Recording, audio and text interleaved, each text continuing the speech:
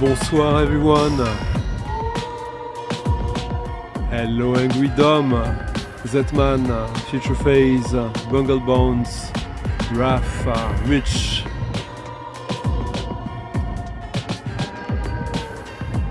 How is everyone?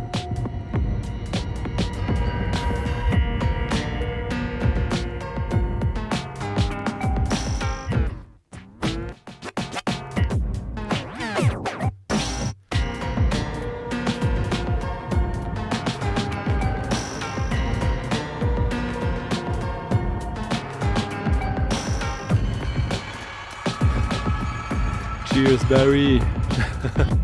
Barry in for the first tip of the evening. Thank you.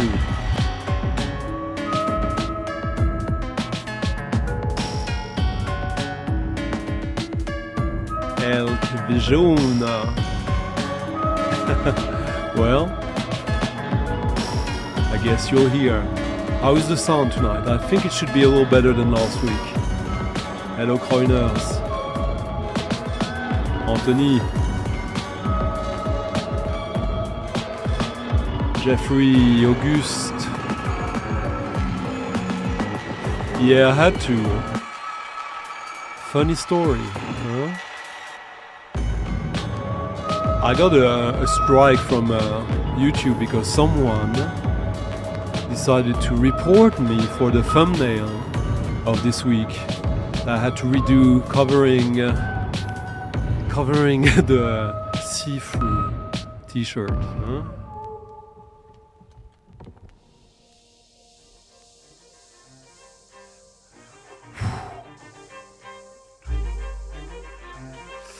So what were we listening to? We were listening to an early 2000 IDM classic, as far as I'm concerned, Silobotnia, which was the combination of the talents of Silob and Astrobotnia on Reflex.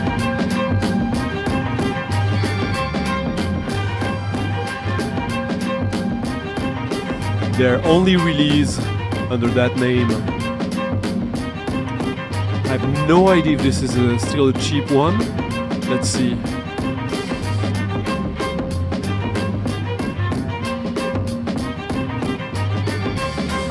So how is everyone doing? Had an interesting week.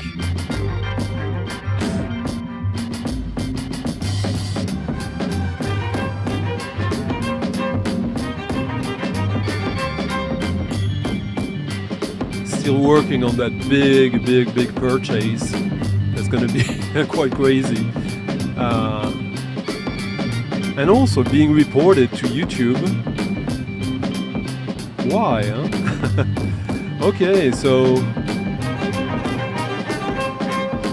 yeah, you can still find it on the cheap, but not many copies. Salut Père Plex, Millennium Mambo. Hello Andreas. All right. Yeah, that track is pretty good. But what are we listening to now, huh? I dare anyone to, without Shazam, figure out what this is.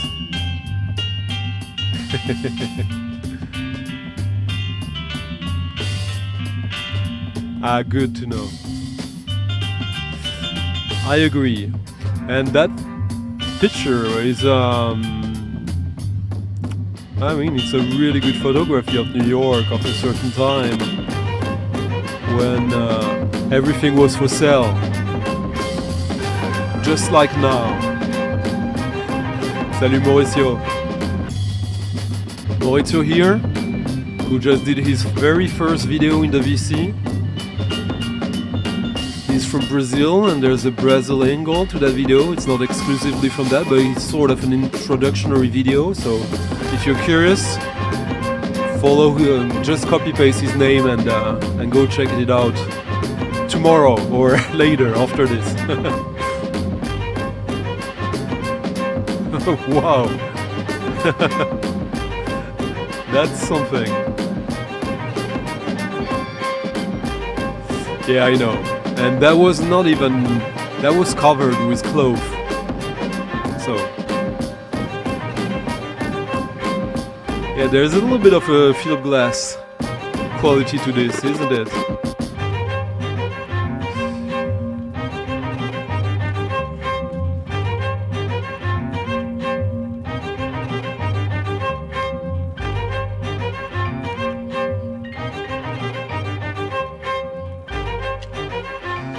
This is someone that was a guest on my radio show when this was released. He came to the promotion of this, although I knew him already.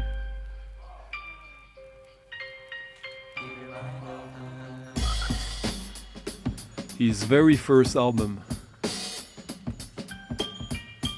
Ah! Well played, Andorra. How are you doing?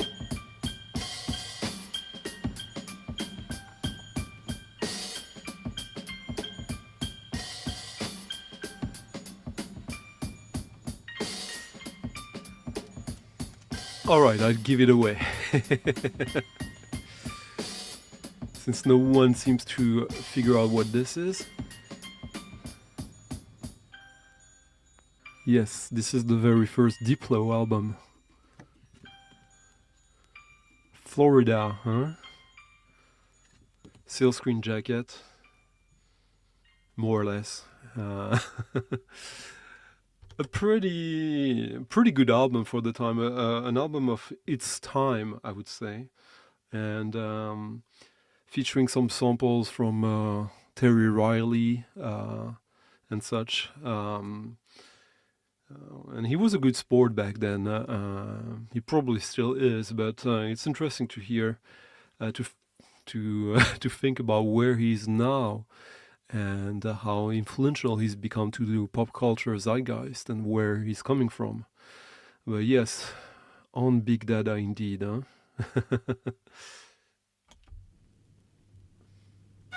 Now something more ancient. Hello, Christopher.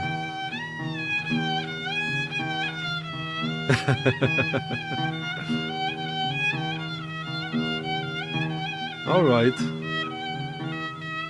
Hello, Frank. Oh well.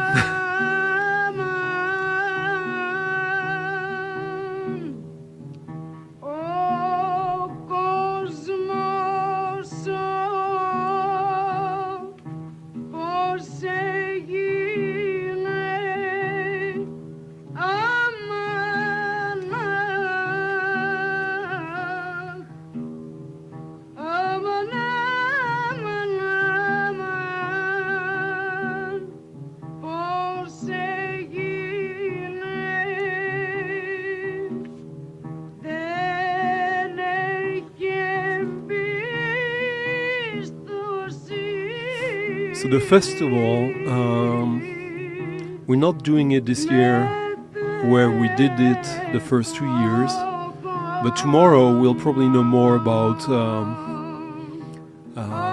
we're still working on doing it in mid-August, so I'll have some news very soon about that, about the Tumult Festival. Hello Ed, Jens, Marcos. Yes, this sounds ace. This is one of my favorite releases of this year. I've only gotten it now, but ever since it was announced and up for sale, I've been obsessed with this release. On surface level, it's just traditional Greek music,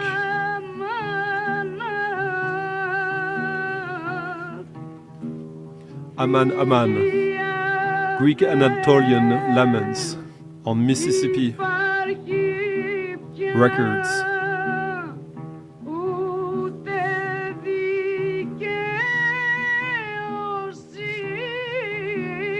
So there's an extensive booklet with it about these recordings. old recordings, mostly from the 20s and 30s.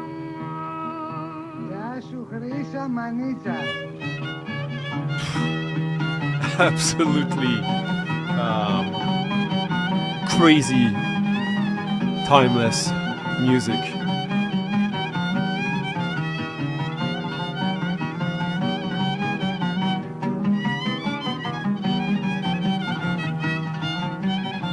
So you got both the influence from Turkey, Greece, and basically the whole Eastern Mediterranean.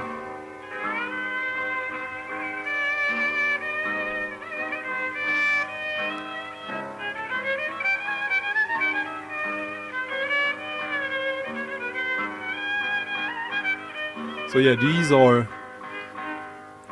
preservations of all the 78 RPM stone cakes, as we call them in Sweden.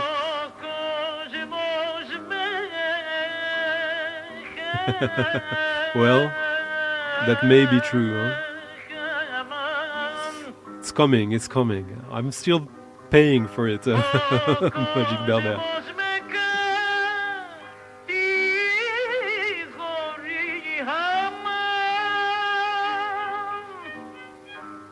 Yeah, that record traveled through Christopher.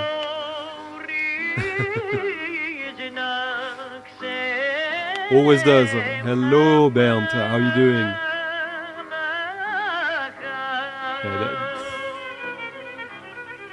I don't know how much time I will spend with that record this year, but I have an intuition already. Wow, thank you, Frank, and Frédéric, and Bernd, all of you, for leaving very nice tips in the coffee jar. Merci beaucoup. If you don't know, if you're new here, and even if you're not, just a little reminder of how this happens every week, or almost so. Well, you can support the stream by leaving tips in the coffee jar, the PayPal jar in the description of the video. This helps finance all of this, keep me with an added budget to dig for these records and to follow through on intuitions and report, which keeps me excited every week that way. Hello, Ainogard. I'm the dead, sorry. Hello, Art Nulart. How you doing?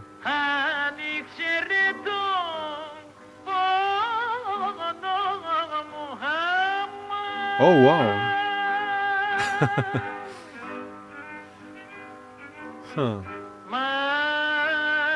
I think this record will get some people excited, hopefully. Hello again, GVL. Hello, Rev. How you doing, Rev?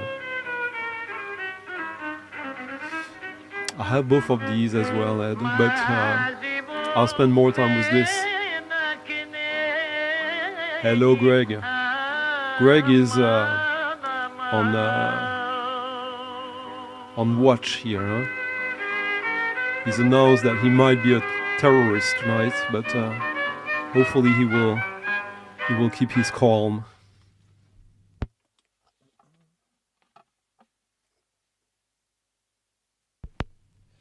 Yeah, I just want to play more of this record because it's such a special package.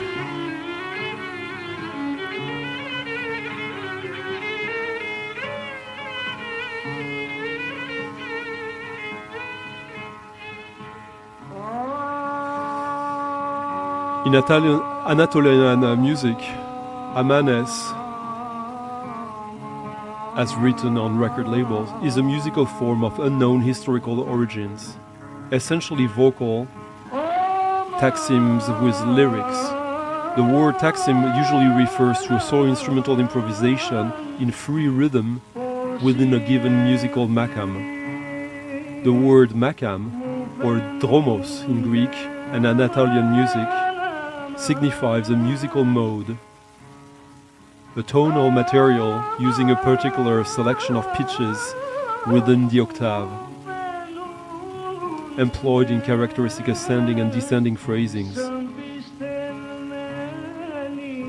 in which certain pitches are more dominant than others. In other words, even if the pitches which characterize a particular makam can be notated in the form of an ascending or descending scale, it is more accurate to regard the makam as a particular collection of available tonal material and not as an ascending and descending scale pattern, just as in the case of the classical Indian raga, because yes, there's an obvious connection for our Western ears to Indian classical music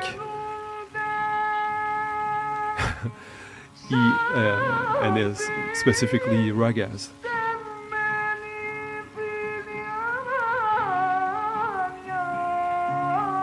Ah, yeah. So that means you're on the phone or the computer tonight? Oh, you will. You will.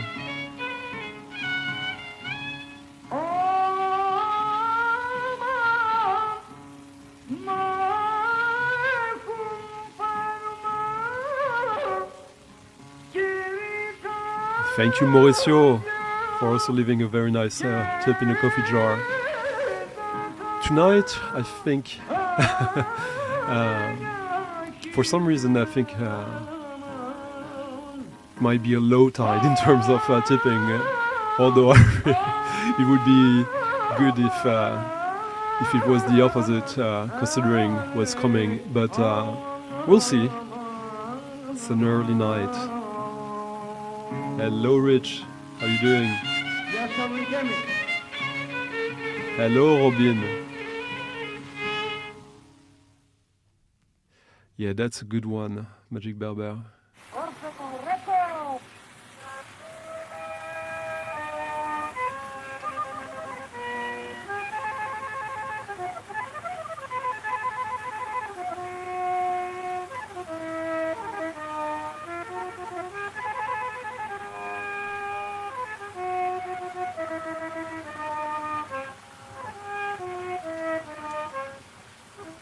Let me give you the link of that record, although Sounddome finally got it in stock after I asked them for, I don't know, 8 months, 7 months.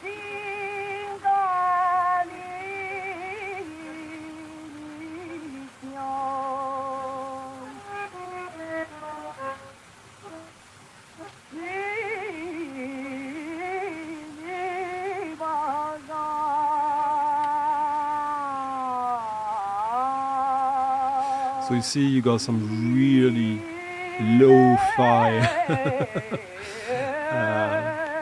and some less so. But yeah, treasure trove. Lots of tracks. There's 12 tracks in total, and you get to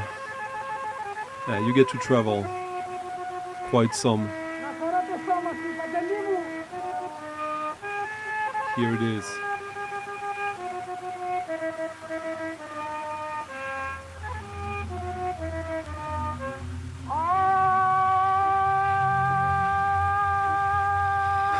Cheers, Robin.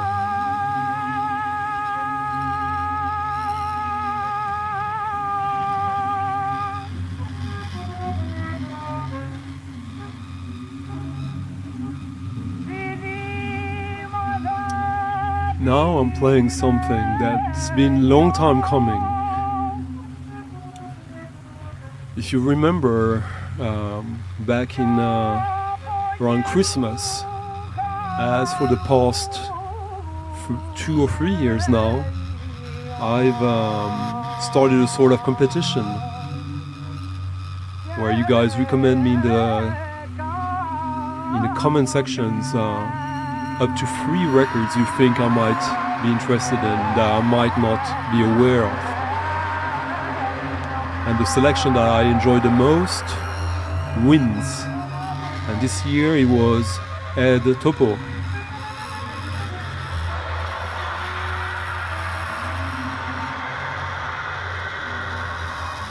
Although I'll have to to work harder for his prize, since he's still stuck on CDs.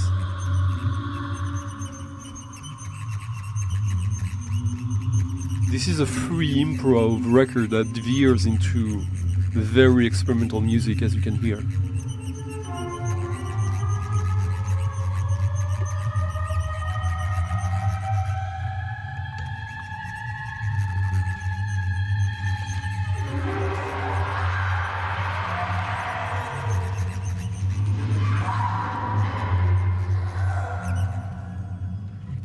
There was a lot of interesting suggestions, as usual,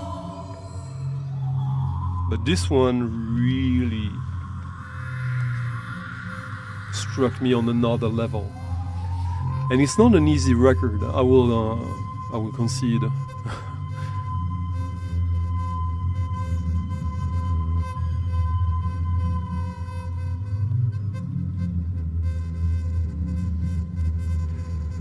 This is a collective of 4 musicians, improvisers.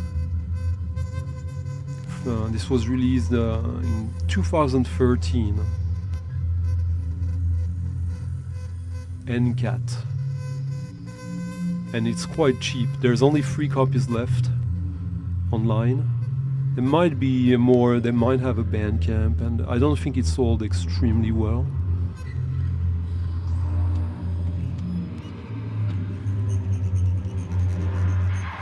But here it is.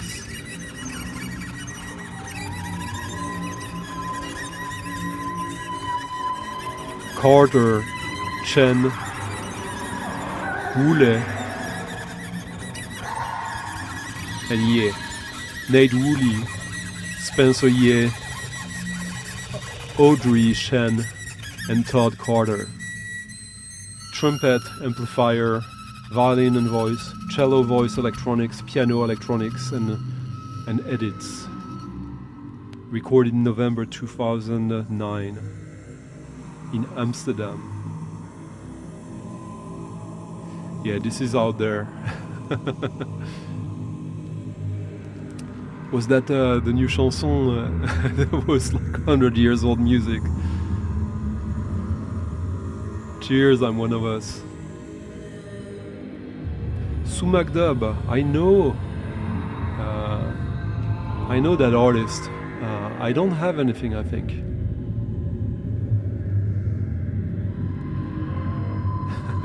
Yes, there's a bunch. Andrew, who might pop up tonight. But this is, a sort of free improv coming from both jazz and avant-garde, I would say. Hello Salvia, how are you doing? Auguste, that's up to you, huh? But not in my case, but really? I hope we have a sweet night here.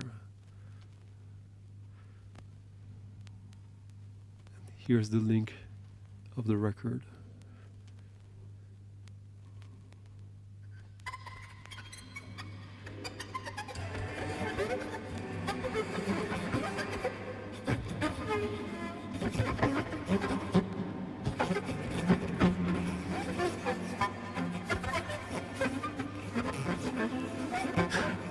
Thank you, Rich and Sean, the Vinyl Dreamscape, both of you for leaving nice little tips in the coffee jar. Merci.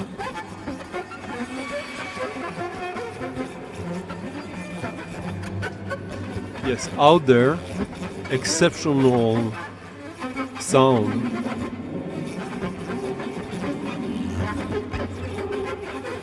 And kind of a real fun mind trip to identify what's going on when you know what is being used.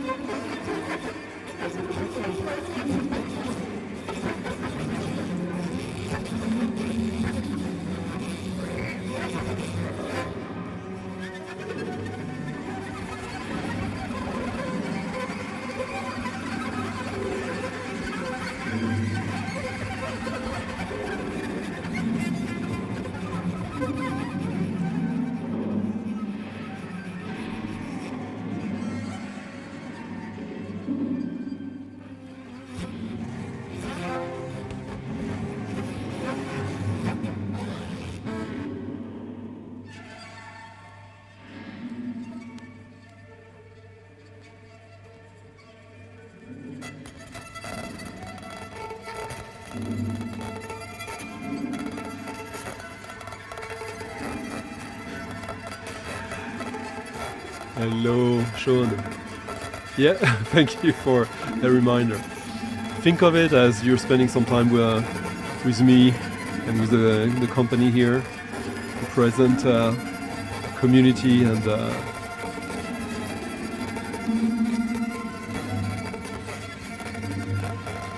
you're just buying me beers for the night. Ah, nice. That's how Ed discovered this record. I think so, Max. How are you doing?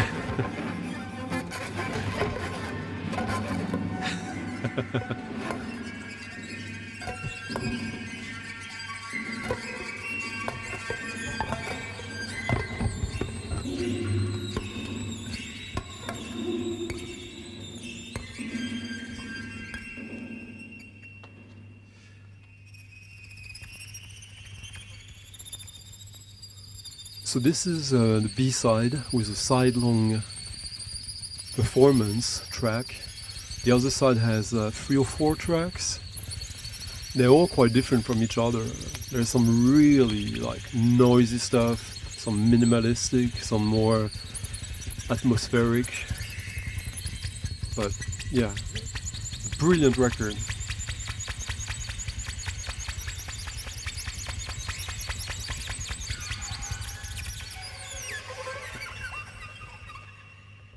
And if that sounds far out, well,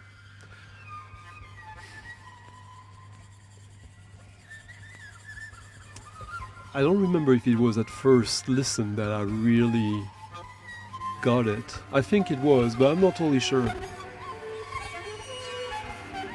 But there was something about it, the quality of the recording, the soundscape we're being offered here that really stood out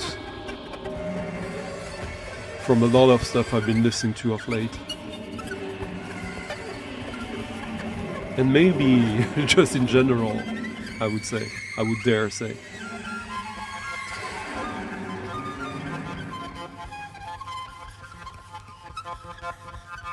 Hello, Andrew.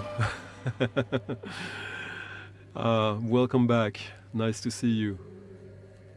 See? Andrew collects CDs as well.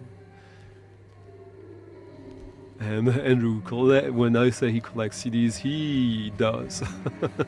He doesn't joke around. So the next record is something that I've been dancing around for a few years now. At first, I discovered that record just through digging on Discogs, discovering that this band exists.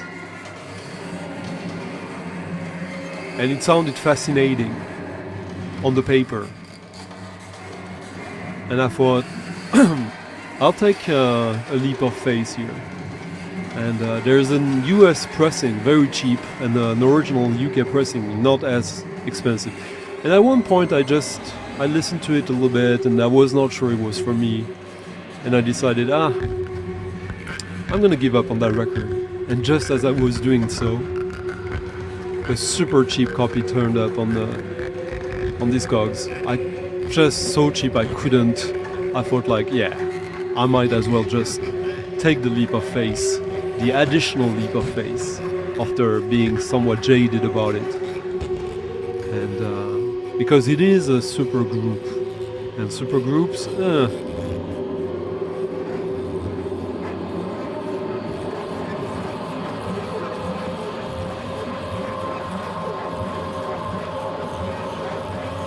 it's true. But there's only one life for each of us.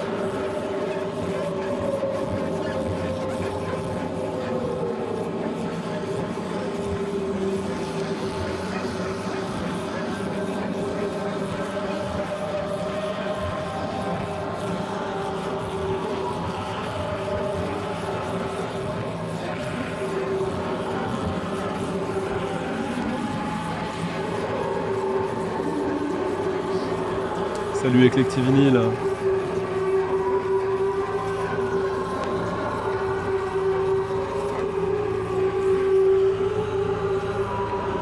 So I decided to play this, to give it an extended play, and I hope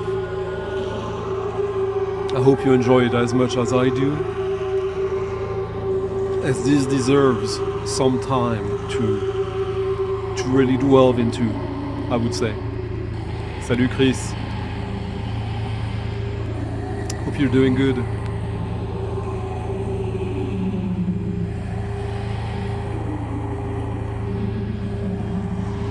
Yeah, this is...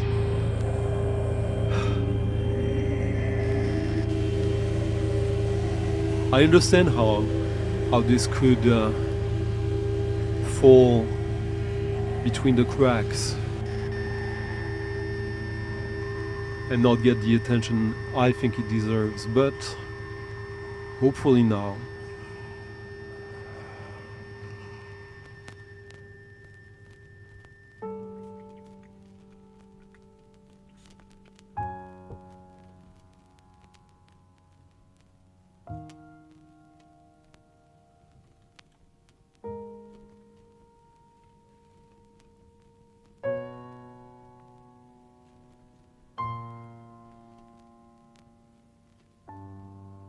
Hello John, how are you doing?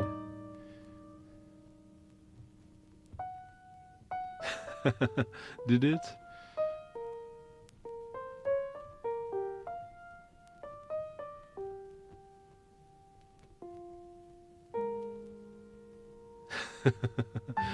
Hello Sagan.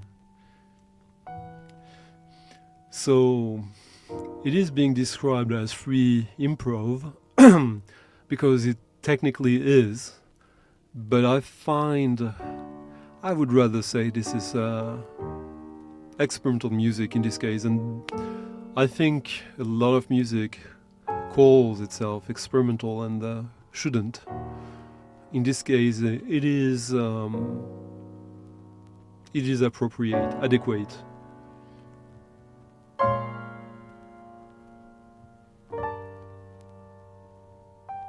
Not yet, but soon. Hopefully next week.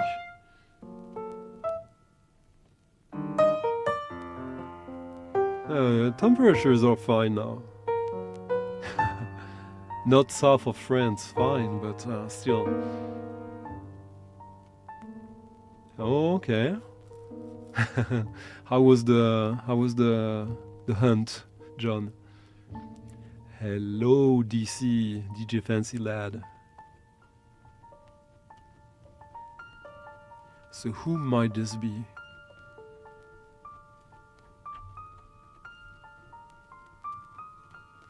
If Steve Davis is here, he would know. Rich might know.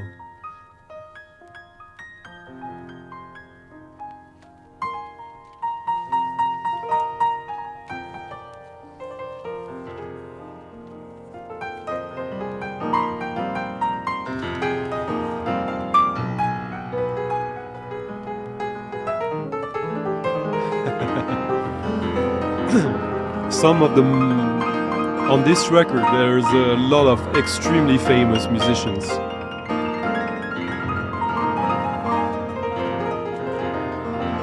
And there's a lot of musicians.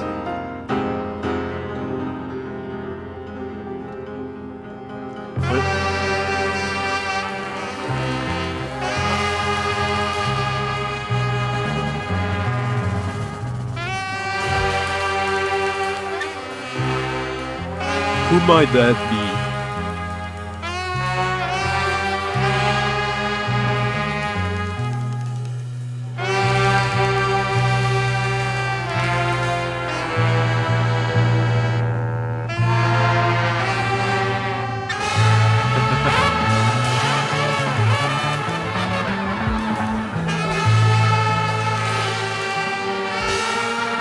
Centipede is the band,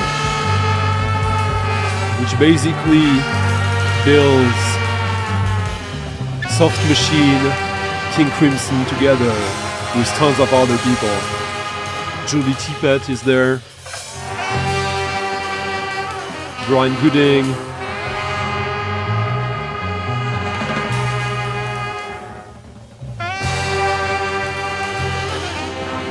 Alan Skidmore, Elton Dean, Jan Steele, Ian Carr,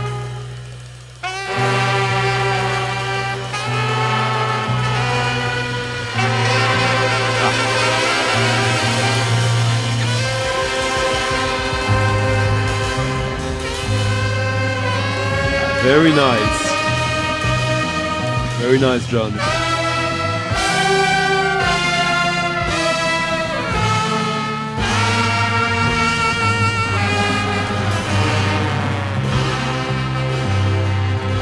So this is Canterbury Prog All-Stars. Double LP.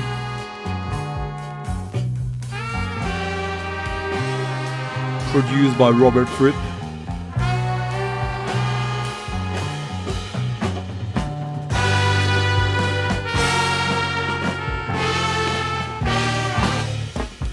Yes. And yes, Robert Wyatt, as I was showing him.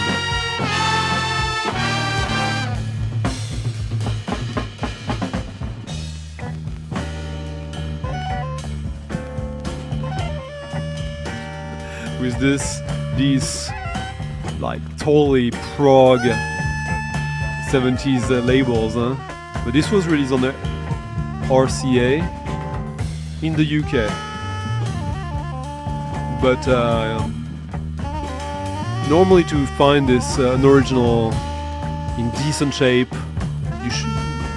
you're looking at $60, 60 euros, 60, 70. You could get lucky like me in this case, but you can find US copies of this for like $10 with honestly a better cover. Hello Vinyl and Kicks, how you doing? Ah, nice. Well, because it has this sort of megalomania, I would say. And I don't say that as criticism.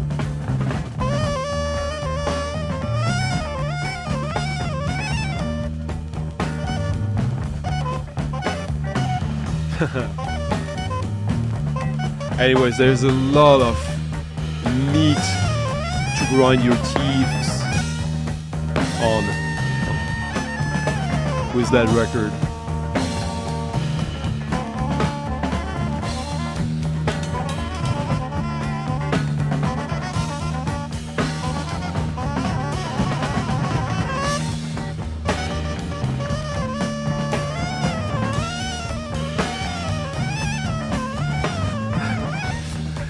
The reason I got it so cheap for, I think it was like 22 euros, was because the seller said that the record was in VG condition. But when I looked at his feedback, I basically contacted him and asked him what was the issue on that. And there's one big surface mark, scuff on one side that doesn't sound anything. It's just fine. So If a record sounds clean but doesn't look 100% clean, I don't care.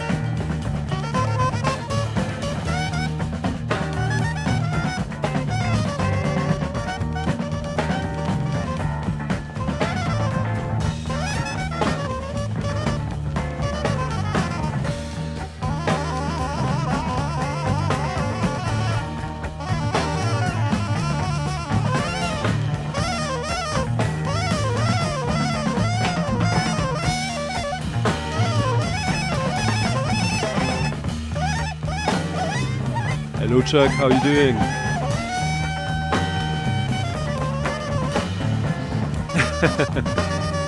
I have a couple, yeah. I did an interview for a magazine as Aaron Funk while he was sitting right by myself and and having a lot of fun with that.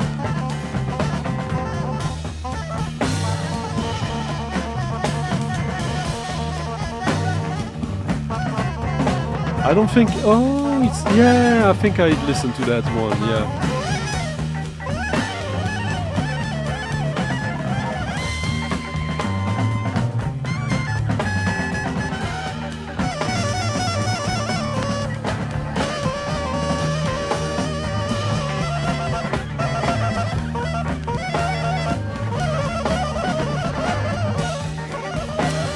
Cheers, Marcos. Marcos, SND Seeker, for leaving a nice little tip in the coffee jar as well, merci. So now we're really into sort of free prog. When this started so calmly with this piano,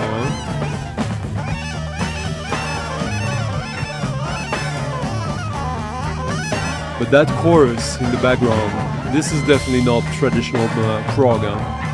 That's when you hear the Canterbury side of things, sort of hippie punks.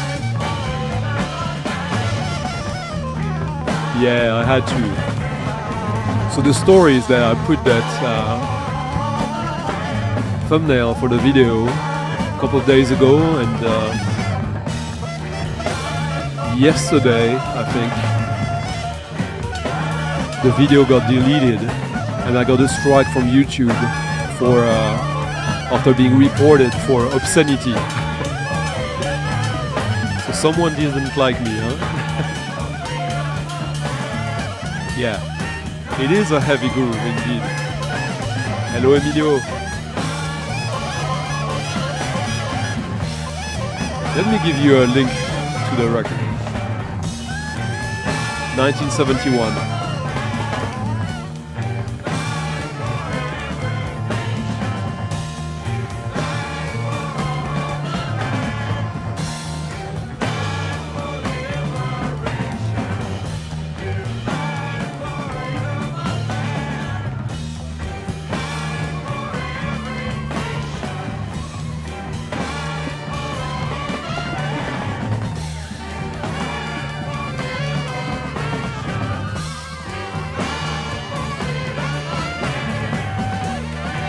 This is probably, if not obviously, a very left-wing affair.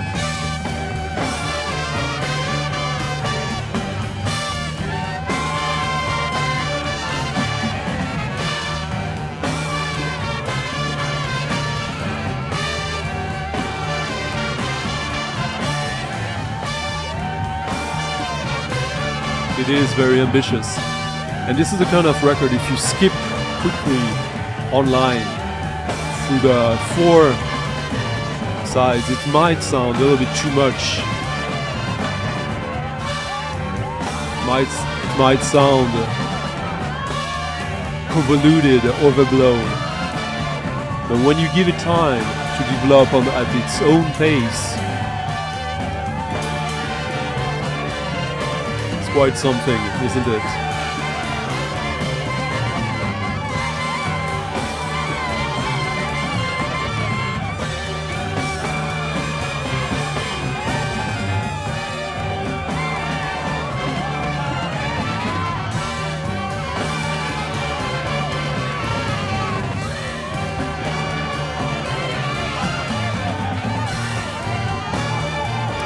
We're listening to C or D.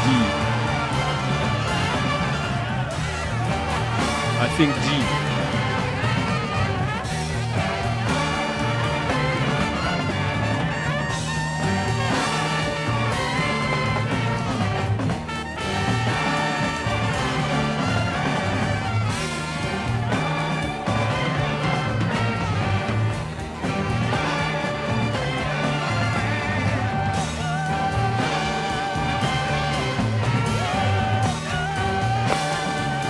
Quite joyful, isn't it?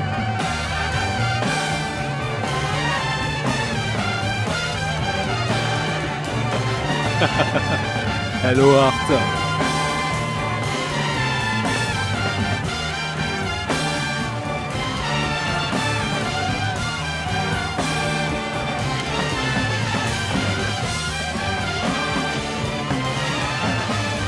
The best format out there for audiophiles. Your imagination, which comes in limited edition for audiophiles, often. I'm glad I took a leap of faith on this one, huh?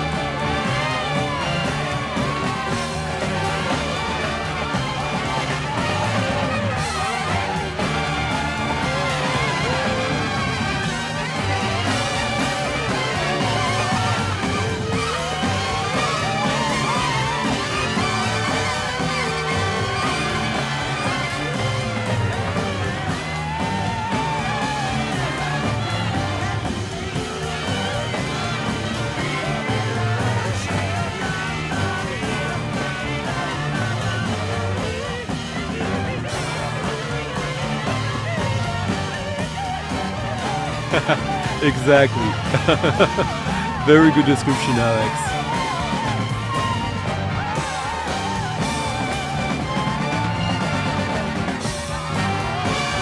Yeah, it's easy to forget a record like that because it's so much proteins. Huh? Seldom you want to eat that rich. Yeah, Auguste, I agree. Next is a record I played years ago. A record I've always been fascinated with for some reason. I can't completely explain, but it's also a sort of OCD, as I finally got an original of it after years of searching, and now I got my complete collection of that label. Not complete collection of the label, but my my take on what I want from that label. But yeah, there's the sort of reprise at the end.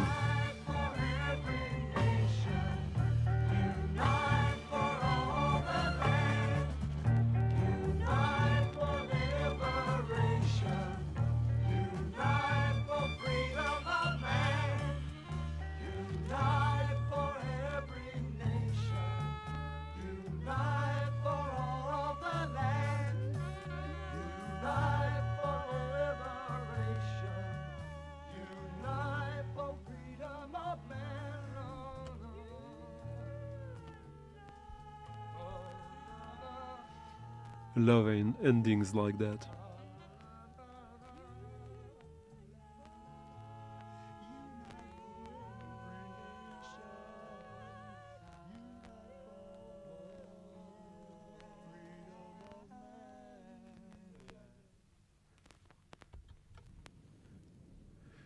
Hello, Delphine. Nice to see you. I think you'll like this one as well.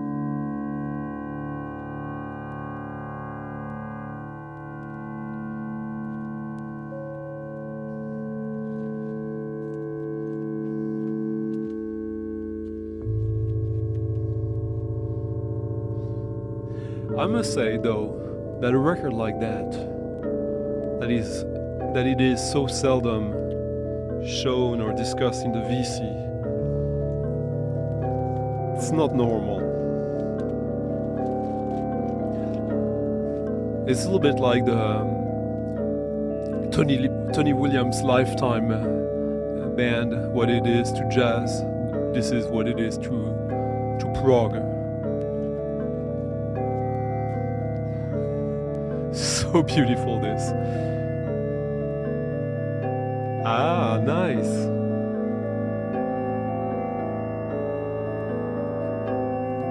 Thank you for letting me know you enjoyed it. Yeah.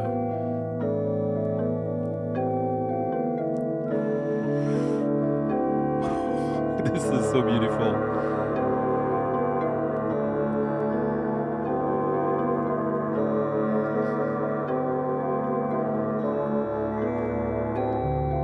What the hell? Andrew!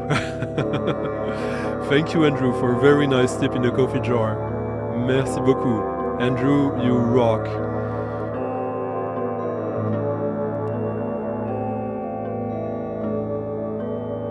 Oh, nice, yeah. Well, this is 71, so it makes sense. This is on the label Auf dem Nil. I love that label. From Italy.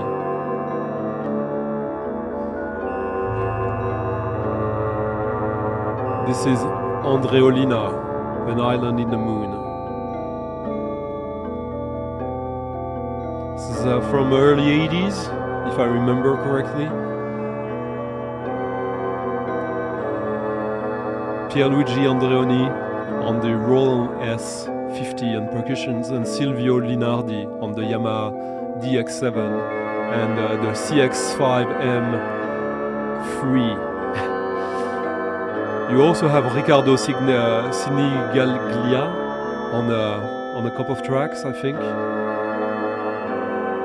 But this track is...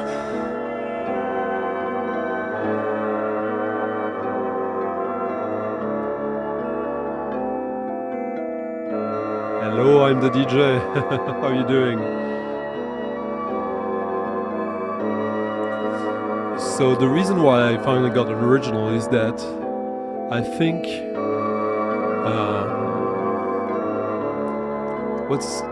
Bongo Joe got stock copies of this, because this is new, brand new, unplayed, and they were selling it for $30. So.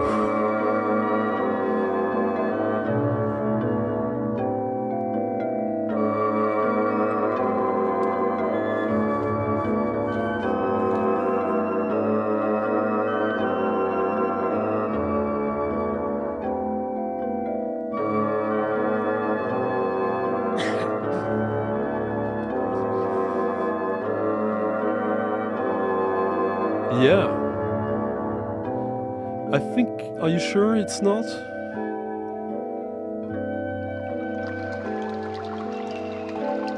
Huh, I would have assumed it is. 1990. It was released in 1990, not early 80s. Okay, there's a DVD version of it from 2018.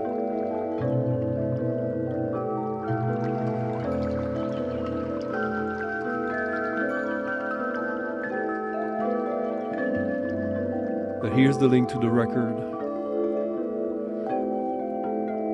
Yeah, the DX7 has a very bad rep, but you can do great stuff with it if you fall in love with its sound and use it with good intentions. How about that, huh? Using a synthesizer with good intentions.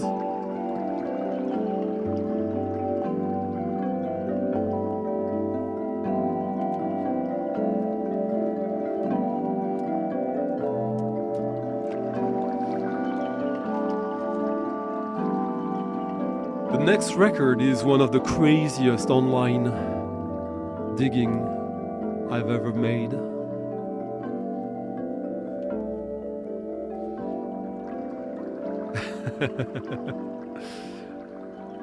Well,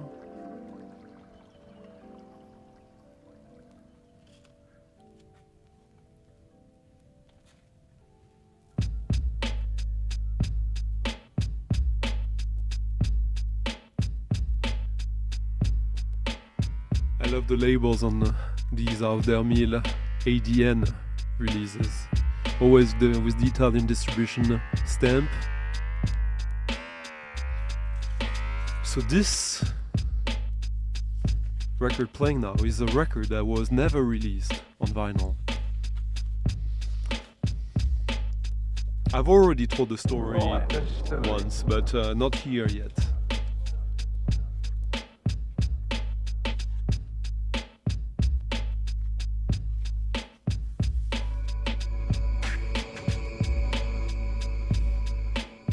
So this record was released on CD and was meant to be released on vinyl, but the artist got into an argument with the label right as the test pressings were being made, which means there's only 10 copies in existence of this, and he's been adamant that these will never be for sale, that he's keeping them for the family. He sold one copy which went for over €1,000 at one point, and recently he was talking about that on Facebook, showing a copy, a picture of the record. Someone was asking in the comments, give me a price, I need this, and he said this is never gonna go for sale. And a few weeks later, on the community page of that same artist, someone posted another record of his, a promo version of something. Nothing is that special, the tracks exist elsewhere. But then, in the comments, I noticed someone saying that he has that record for sale, and this. It was not totally clear, but I messaged the guy, and he told me, yes, I have it. Someone is already interested in it, but I'll ask them for a final answer, and if he passes, then you can have it. So 2 days later, the other guy passed, and we were left to decide how do you price such a record that only exists as a test pressing. And he told me, oh, it's not a €20 record, you understand? Yeah. I also understand you got it for free, because he told me the story. And we came up with an incredible deal for me, I think. I'll put on Instagram the whole story with screen caps of this, because this is an online digging adventure, and indeed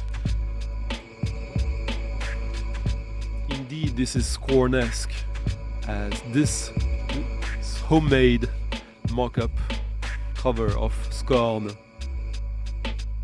Logi Barogi, double LP, 1996 I believe, 30 years old.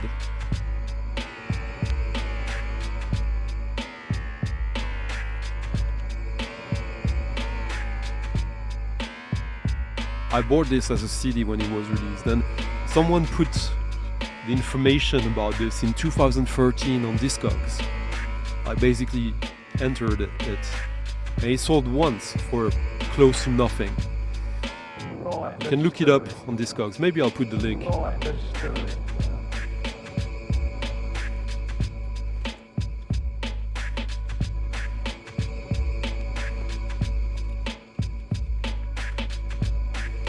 Hello, Mr. Zosh.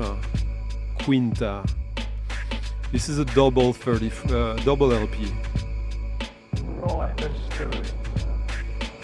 Hello, Einogard. Cheers, Reines.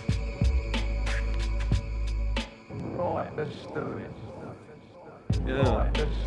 When people diss online digging, saying that it's boring, doesn't have the same connection as in the shop, I had a great connection with the guy who had it. He even sent me a bunch of other records from his label.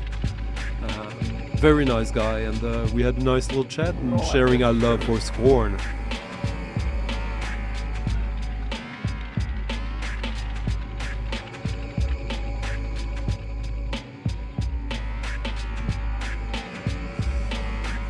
And I think I can I won't spoil it. I'm gonna spoil it, but Mick Harris, we're gonna do a video together soon, talking about his career. Maybe during the I don't think it will be during the stream though, but we'll see. This is really nice, huh? Sort of digidub with eerie soundscapes and samples, sort of precursor to ambient and even dubstep to a certain extent. Yeah.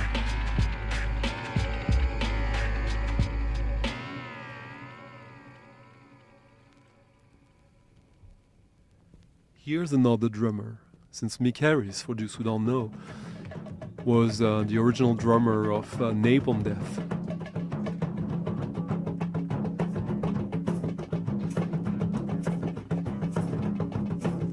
We were listening to A Mission.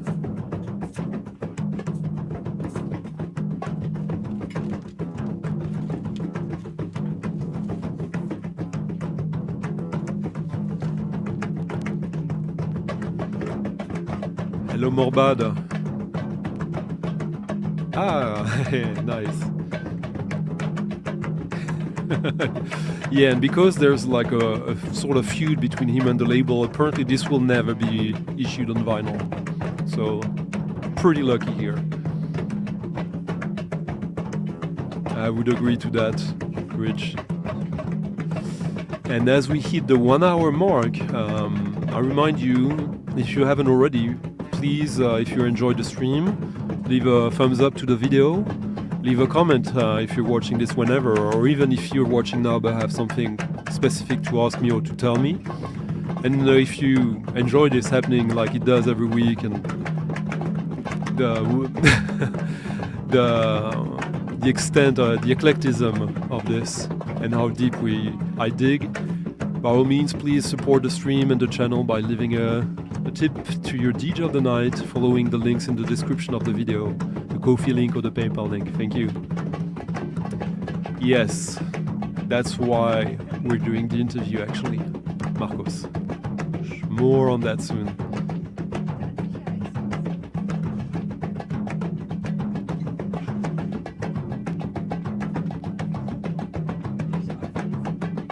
Yeah.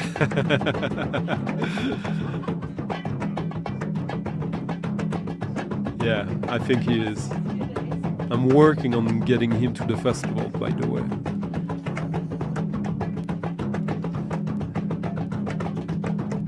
So for those who are curious about it,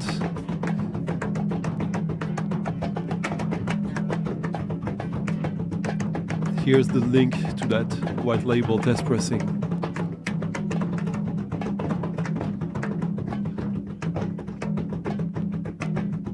Yes, I did.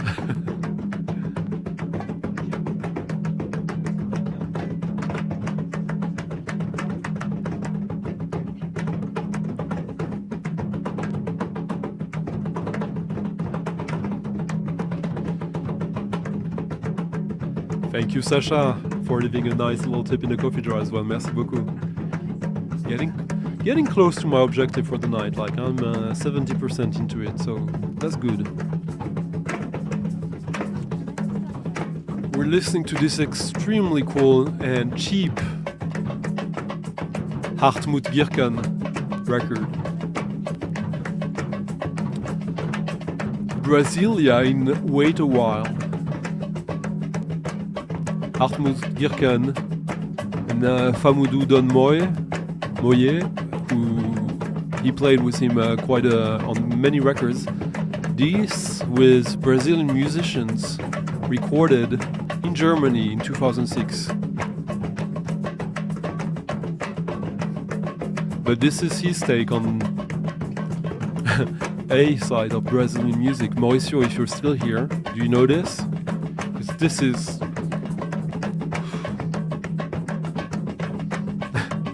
this is sort of a techno record in a way. I absolutely adore this.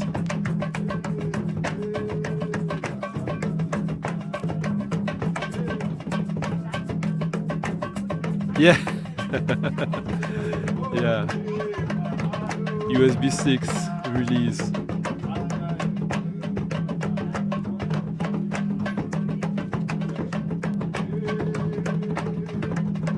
Yeah, me too.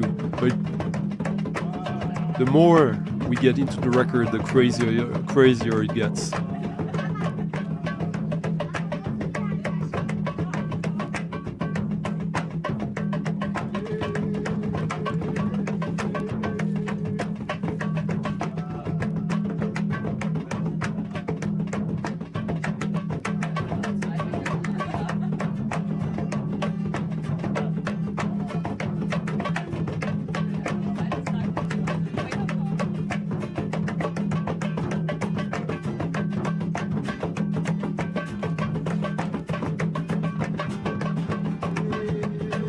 Yeah.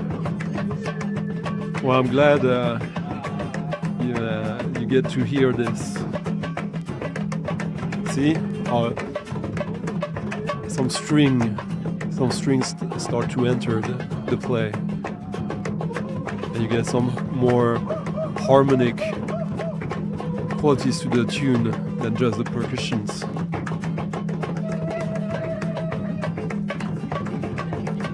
Yeah, good call, Auguste. Salut Pinap. Tempo Boto.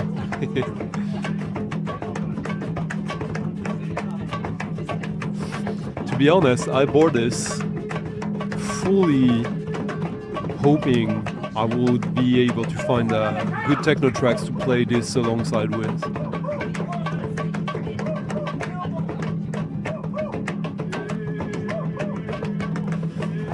Thank you, Pilata Powers. Thank you for leaving a very nice tip in the coffee jar. Merci beaucoup. Rainer. And Sasha, sorry, Mr. Zosh.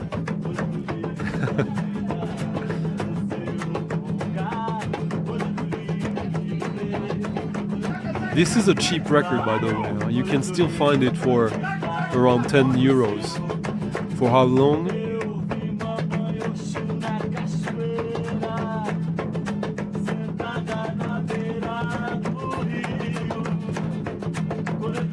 There's currently 6 copies of it for sale.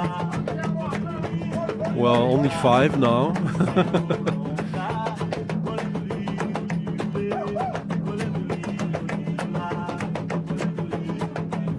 This is absolutely amazing.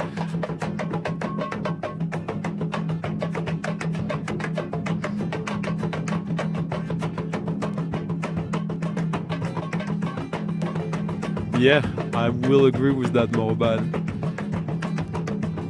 I got a bunch like that this week, so...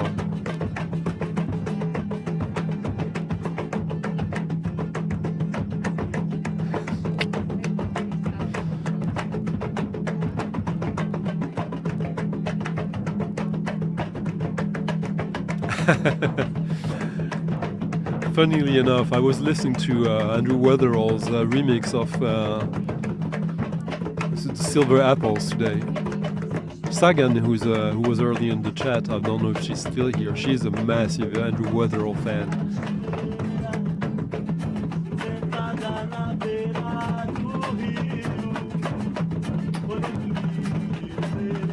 Ooh, thank you, John. John Levinson, thank you for leaving a very nice tip in the coffee jar as well. Merci beaucoup.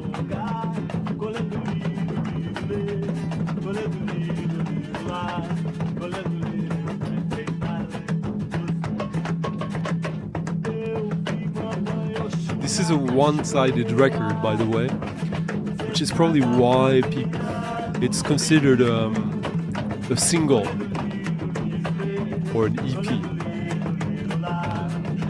Might be why this hasn't been getting as much as attention as it should, as it deserves. If you know anything sounding like that, not kind of like that, please tell me, because this is pretty unique to the best of my knowledge. And I could do with more records like that, for sure.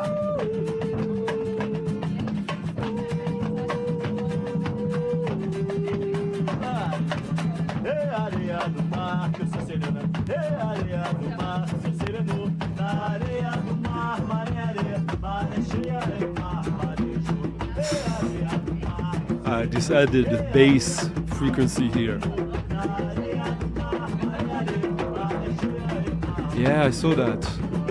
Future Phase. For those who don't know, Andrew Weatherall,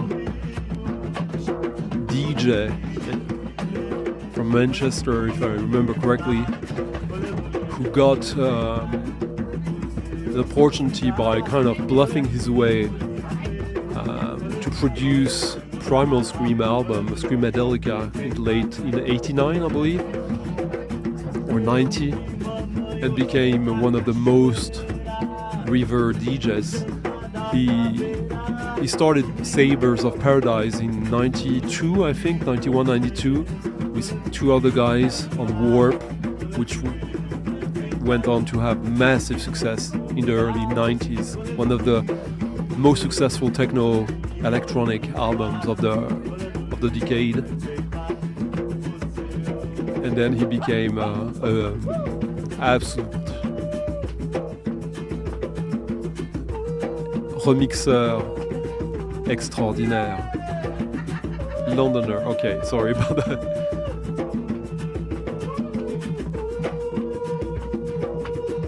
Nice. Yeah. That's true.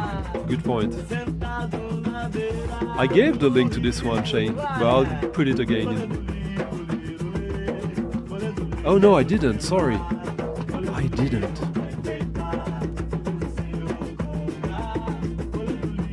Only 4 copies left.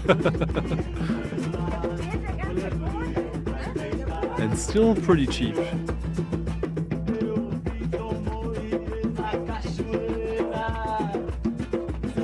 Here it is. My bad, Shane. Yeah. With this very joyful singing, it's just absolutely unique as far as I'm concerned. Would like to play this with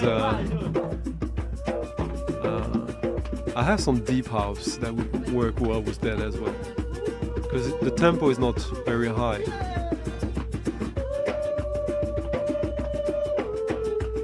What's the name of that big house producer who's a very good percussionist as well? Name escapes me now. Latin. New York.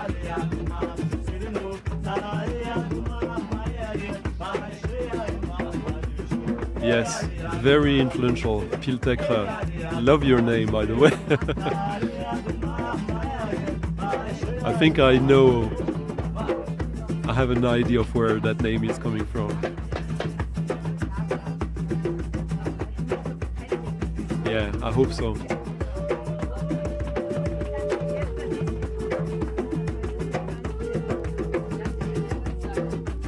Only 3 copies still available. Italy, Switzerland, and the United Kingdom. I'm not getting any money from these sales, so that's why, if you really enjoy this and if you're getting this, tip your DJ of the night or of the day whenever you're watching this. This keeps happening.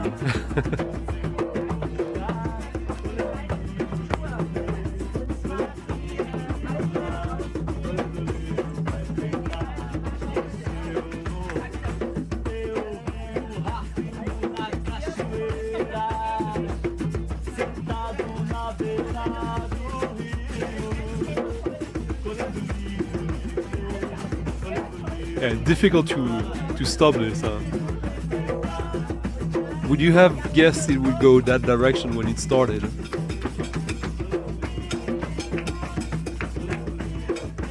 Absolutely bound.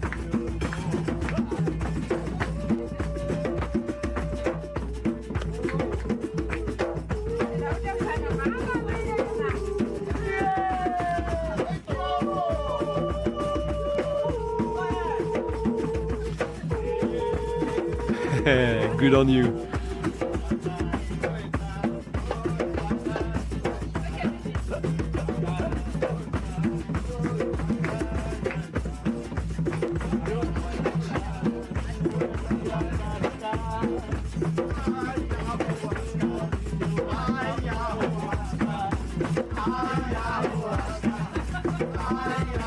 think that here in this on this channel, I've only begun to investigate Hartmut Gierken knowingly for a year and a half, maybe.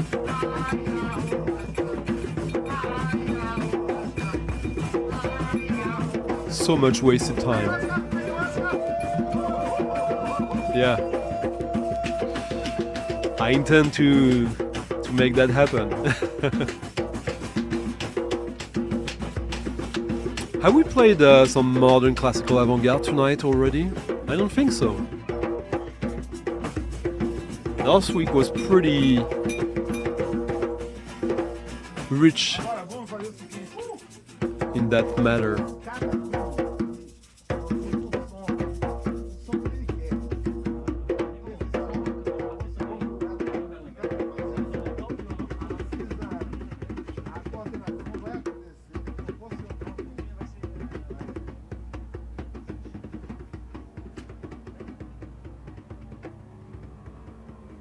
Cutting this short.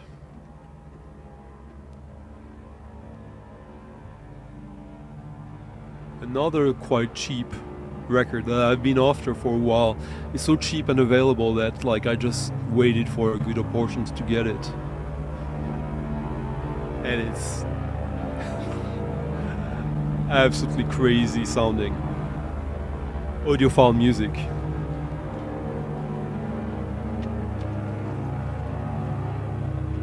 Haven't seen Shaman in some time, but I would expect Shaman to know this, and if he doesn't, this is for you.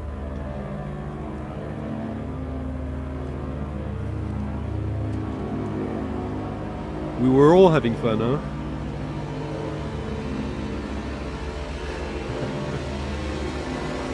Well, DJ Mr. Joel, you sound like fun to be around in the morning.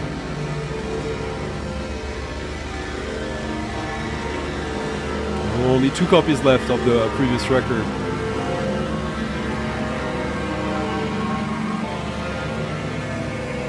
Now this is from 1981.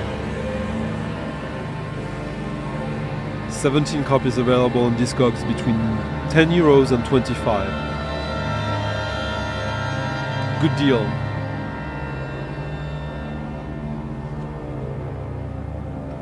This is Ton Brunel from the Netherlands.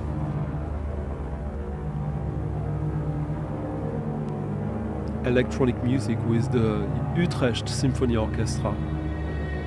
We're listening to Phases, the first part of Phases. There's tons of greatness on that record.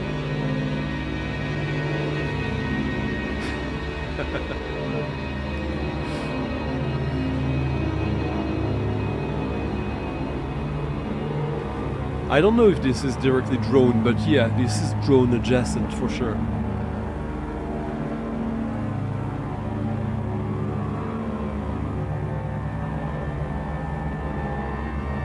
So this was performed in our beloved Warsaw Autumn Festival, but this is another recording of this.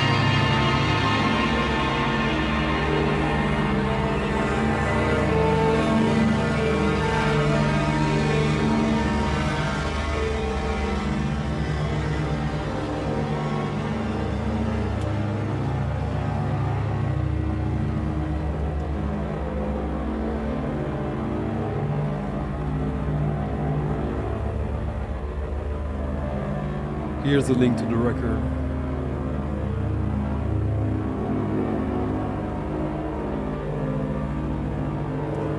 Sounds pretty ominous.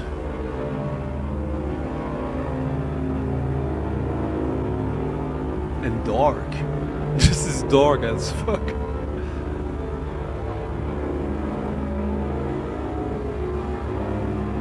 Is this why I like it? Partly. I would concede.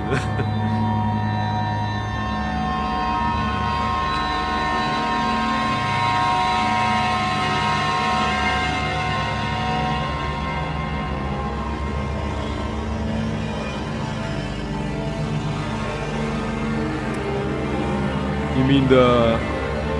Oh, did Throbbing Gristle do one? Yeah, I seem to remember that. I thought it was the Monolake guy who did the Buddha machine thing, but like I think I remember something connected to TGA or TGX. Yeah. Yes, good call.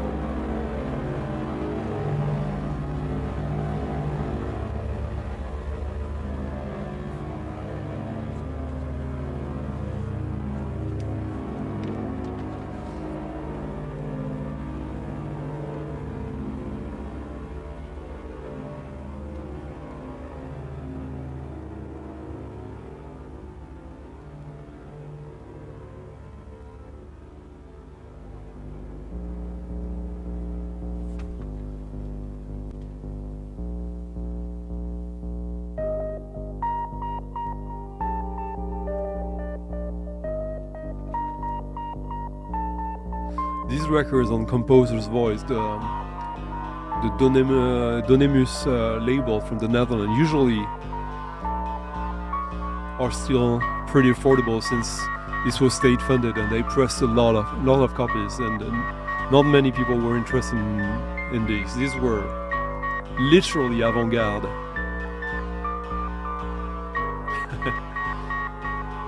Hello, Jose.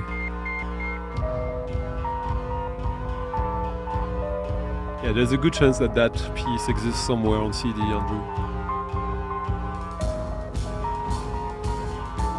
But now we're going to a somewhat problematic place, depending how you look at things.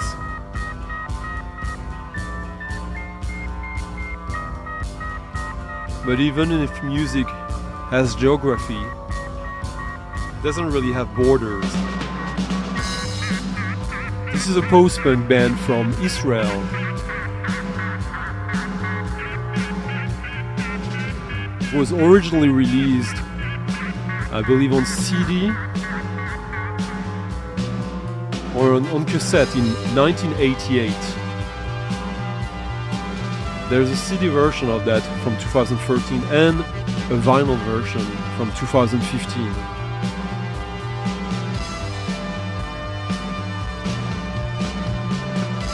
Not easy to find online.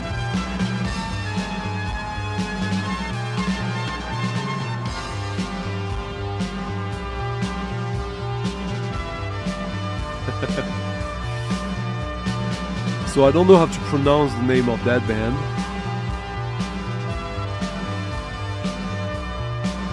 But this is a band that Ohad Fischoff, who was a guest on that program in January or February, that was his band, his rock band, since '86, and it's pretty good. They went on up until '91, and apparently had sort of a little bit of a cult following in the underground of Israel.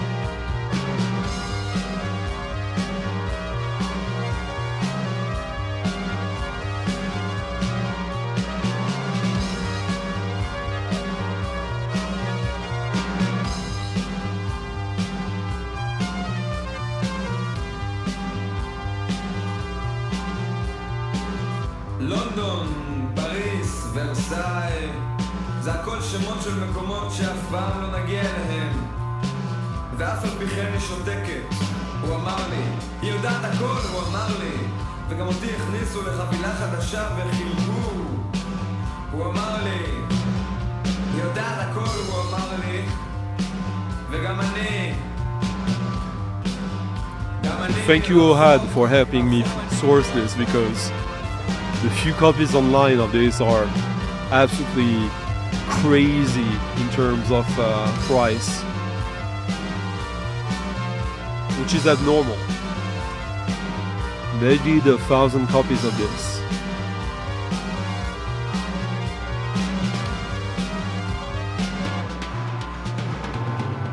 לונדון, פריס, ורסאי, ואף על פי כן היא שותקת. הוא אמר לי, היא יודעת הכל, הוא אמר לי, וגם אותי הכניסו לחבילה חדשה וחילקו. הוא אמר לי, יודעת הכל, הוא אמר לי, וגם אני, Yes, it is soon midnight.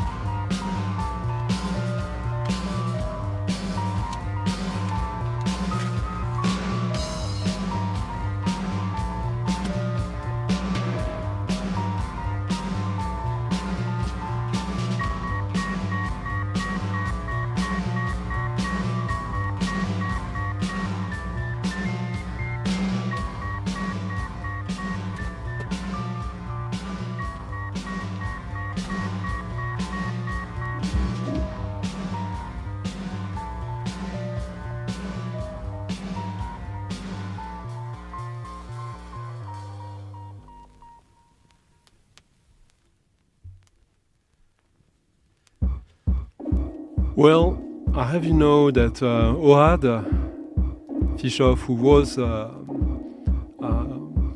guest in one of these live streams in January or early February maybe, he is born in Israel. His family is part of the founders of the communist movement in Israel, and he is a heavy. You could say that you could support him. He's a really good guy and an amazing musician. His album from last December is absolutely stunning.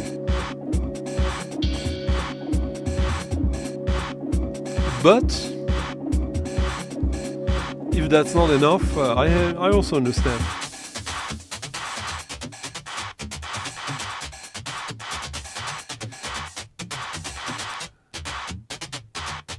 But that was a really nice sort of modern post-punk little record.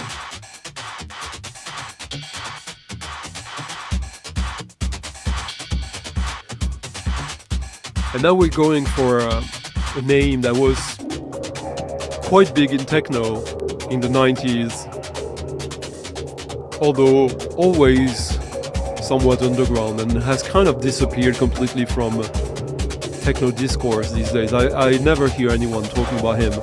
It's Kenichi from Japan on +8 Plastic Man's label.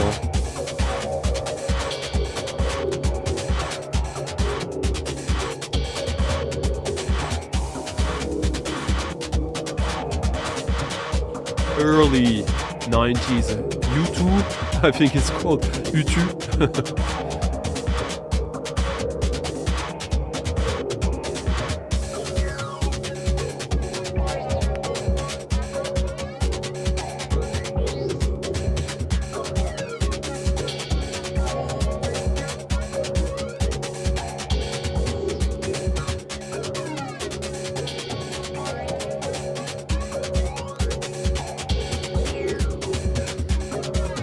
When Kenichi is good, really, really, really good. I'm not into everything he's done, but yeah, highly underrated producer nowadays, I would say. So this came out in '93 in Canada, and still a cheap record. Good, like weirdo acid techno.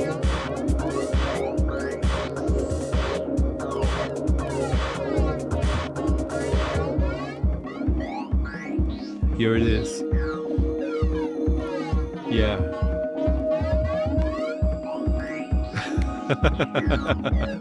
Hello, Nate. Oh yeah, that's right. Yeah. But I guess people don't talk about him like they talk about Susumu Yokota these days. I love Susumu Yokota, but Susumu Yokota I think is a much better ambient producer and not nearly as good in techno as Kenichi.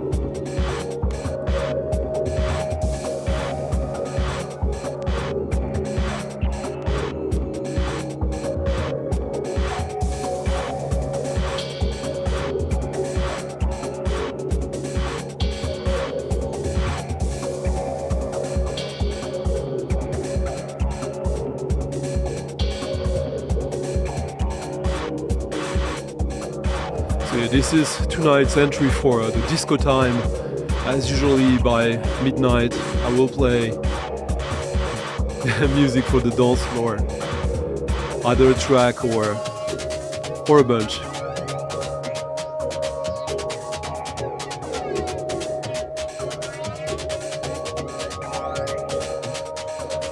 Yeah. No, he's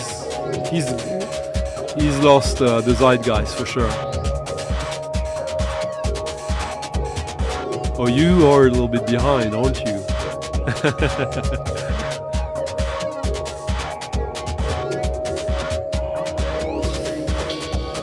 I know, but he has a... Yeah, I think Kenichi is much better.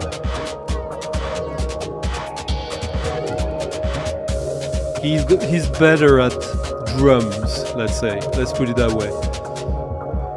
And that's... his drums are more playful, even when they're hard and minimal. I think Kenichi is a straight-up techno musician, whereas Susumu Yokota is more of a musician in general, which is pretty good to be. Do you know this one, Art Nullart, if you're still here?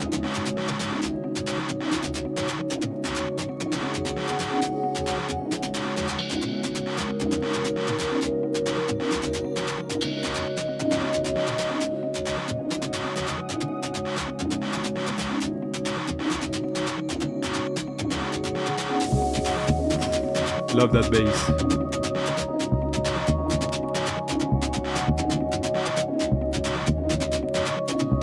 Yeah, I really like his stuff on what's the name again? On ESP, I think. Flare is good as well.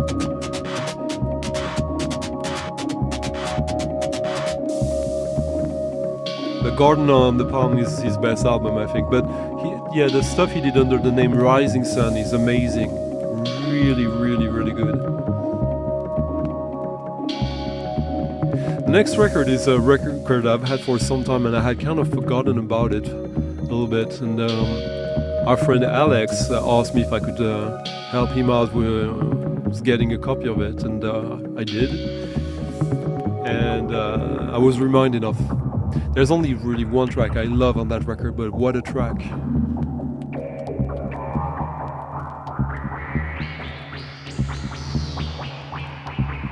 Swedish record.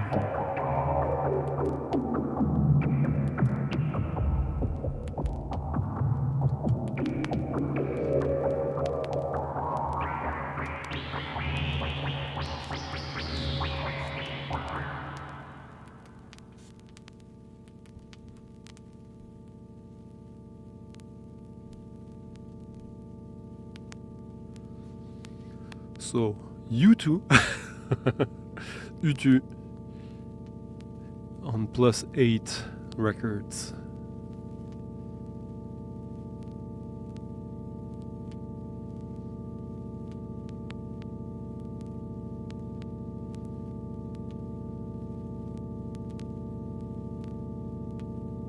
Huh.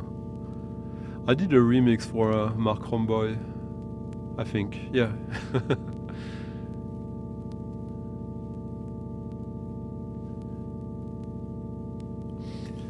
So if we do it, which is still not sure, it will be around the 15th of August. Won't be as big as the last one, but will be quite special. I'll let you know soon, but the dates should be around the 15th.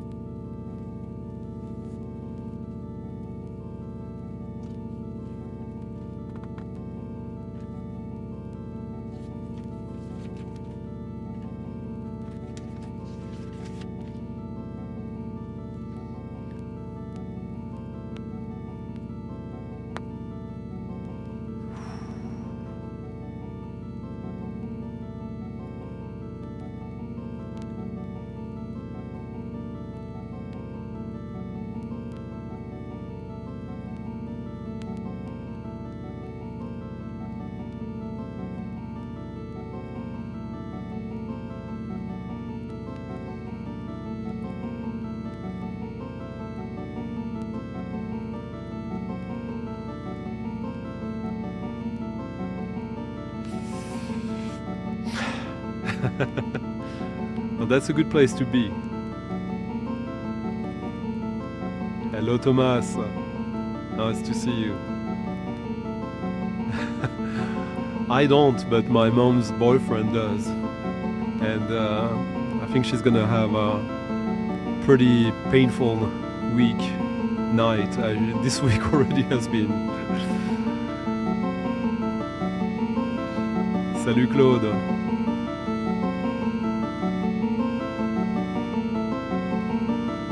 Hello, Ivan. Ivan is into Eurovision. So this is Nya Ljudbolaget. New sound company.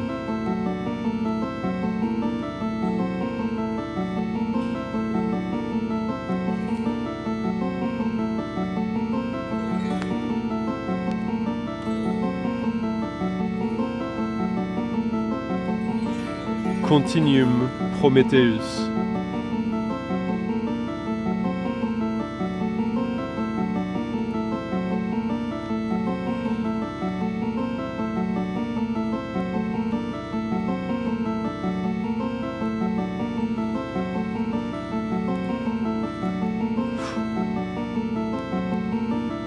(1980).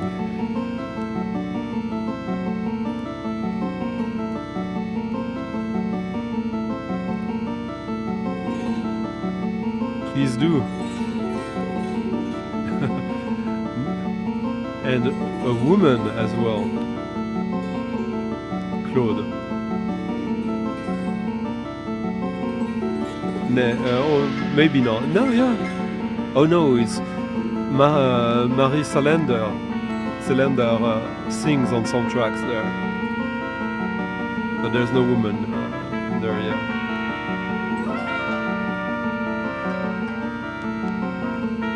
Cheers, Oshkonate.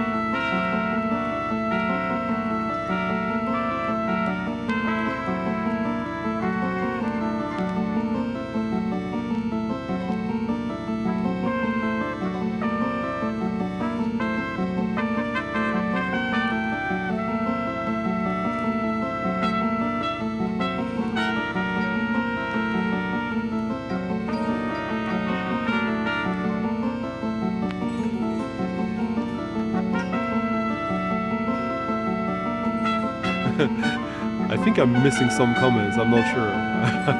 I'm missing some part.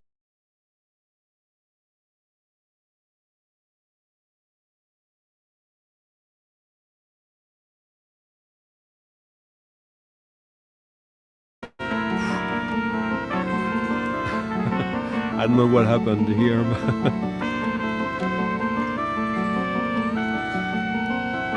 It's a nice little record, but that track really makes the record. It's a 12-minute long track, so it's good enough.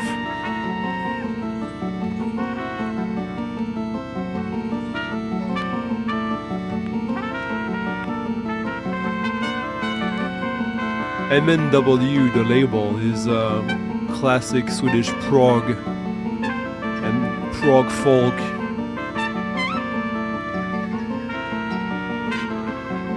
I'll give you a link of that record. There's one copy for sale in the US, but not in really good condition, but maybe decent enough.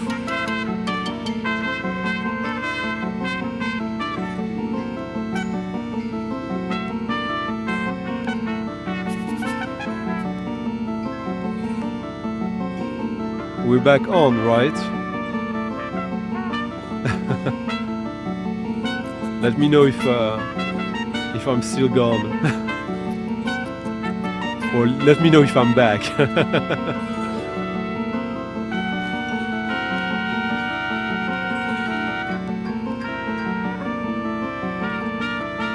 What language? This is Swedish. This is a Swedish band. Local, here.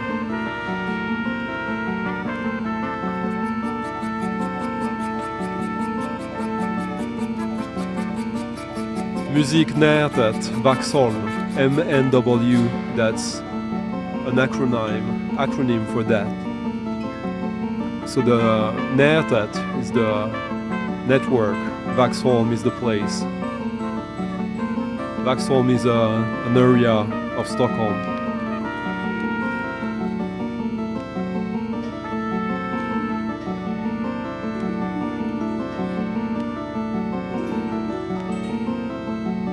So am I back or not? Let me know.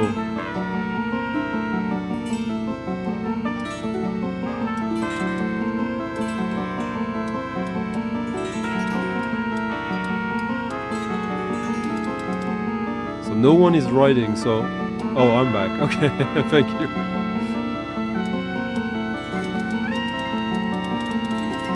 Sound is good or just okay?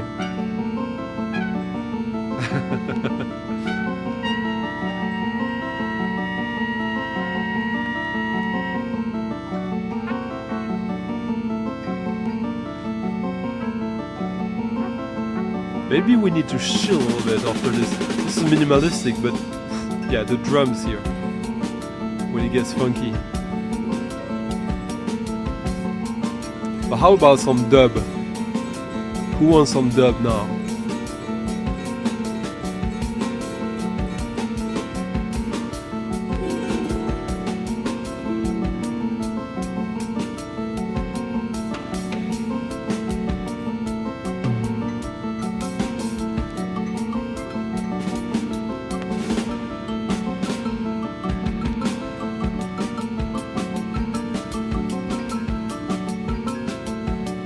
Yeah, totally, Michael. This is 100% influenced by American minimalism.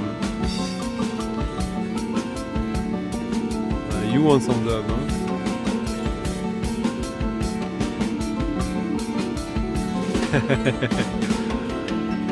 This is dope.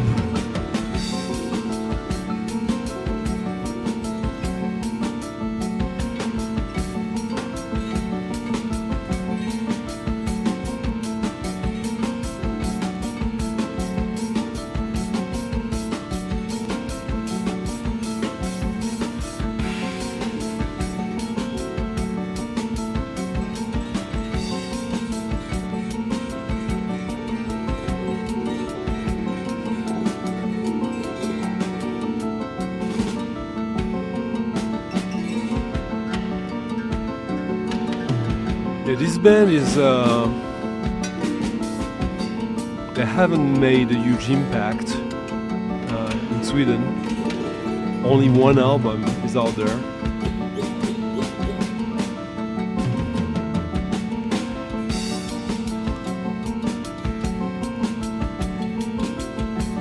But that track, huh?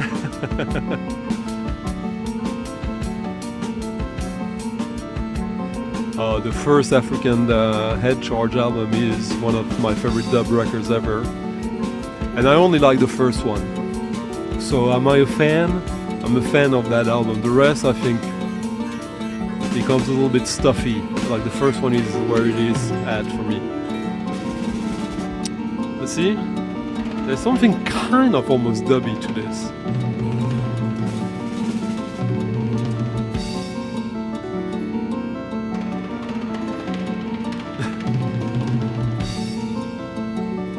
And that organ is quite autistic, I would say. So so much fun, the variations in groove when the loop is still the same.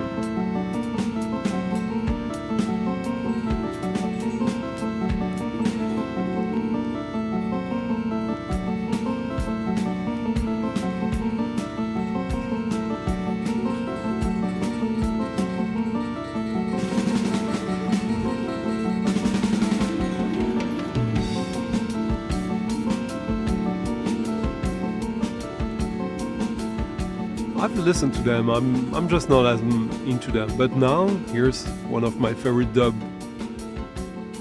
tunes ever. Top 10 favorite dub tracks.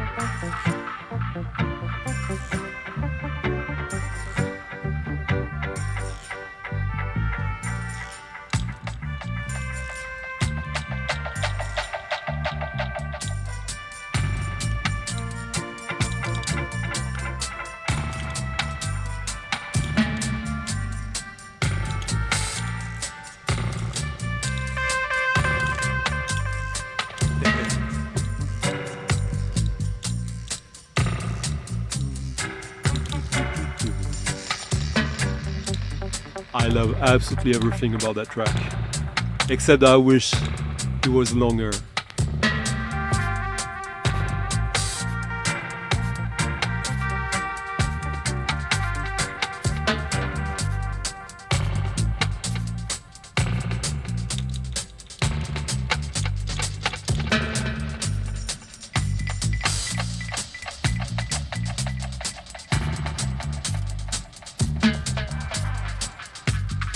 Well,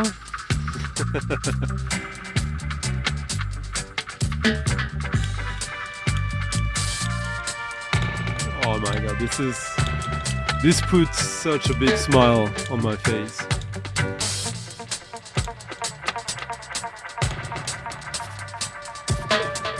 "1979", Prince Farai.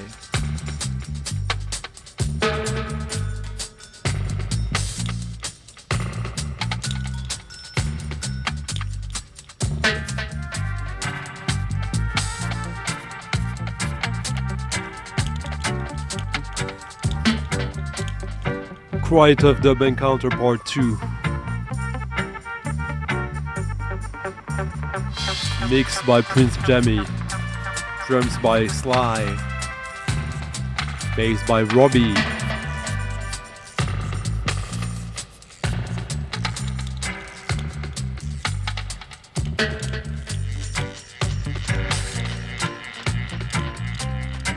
Yeah. It's almost like a pop song for dub. Next week, by the way, I should have some absolutely insane dub that is totally under the radar. This is, I don't know if this is a classic, but it's not far from being one.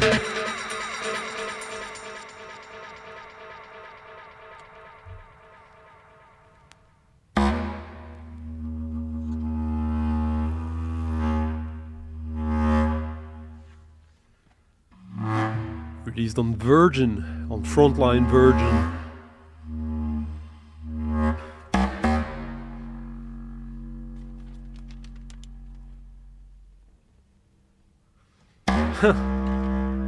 Hello, Frankie Five Angels.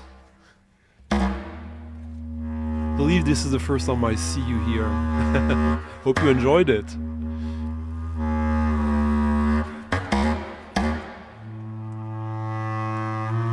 Here's another one of these cheapy Dutch avant-garde albums. Here for a nice bass clarinet, contrabass and bass, contrabass clarinet and bass clarinet. composition by Dan Maneke. We're listening to Gesty, 1979 as well. Everything is connected.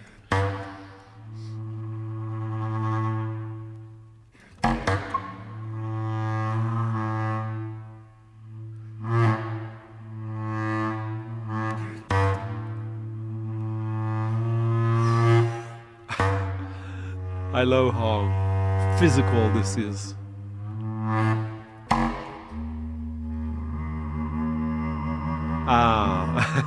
Thank you. It's a pretty cool name you have here.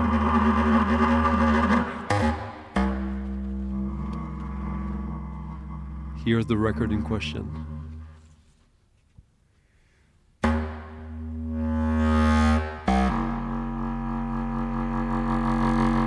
Fortunately, on this one, all the text is in Dutch, so I can't tell you much apart from the fact that this has a certain Harry Sparney on bass clarinet and contrabass clarinet.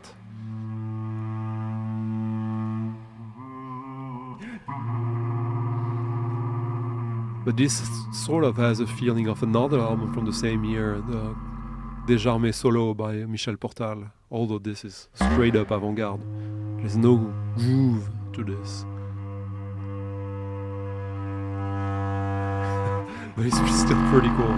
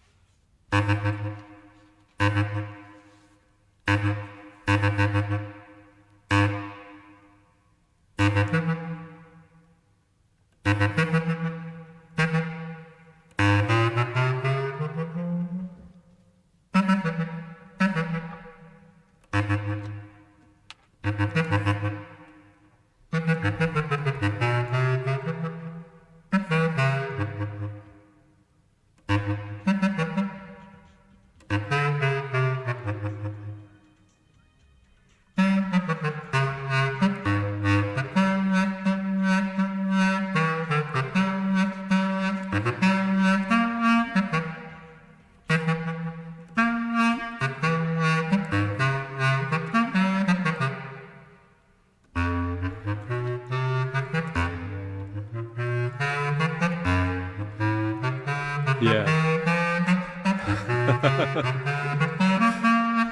Absolutely amazing recording. Good night, Chuck. Hope you have a good one. And if you haven't already,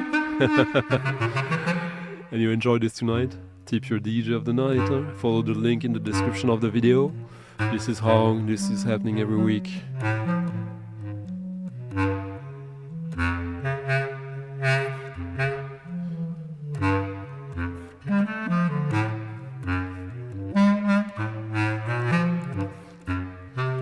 It's been some time since anyone tipped the stream. What's going on here?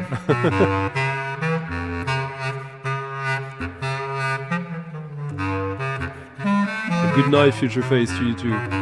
Merci beaucoup. À plus tard.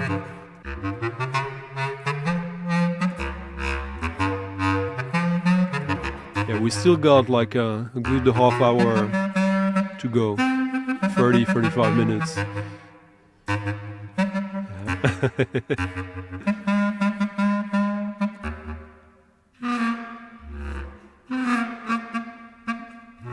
It's not over, but if you have to go, you have to go.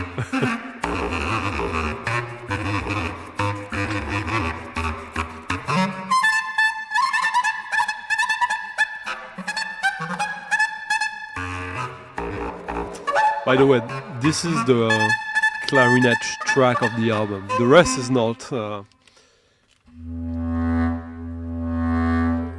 The rest is pretty cool, but it's different types of instrumentations and orchestra.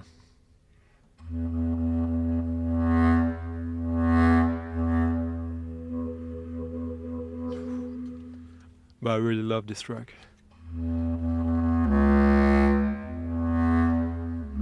I love these instruments, so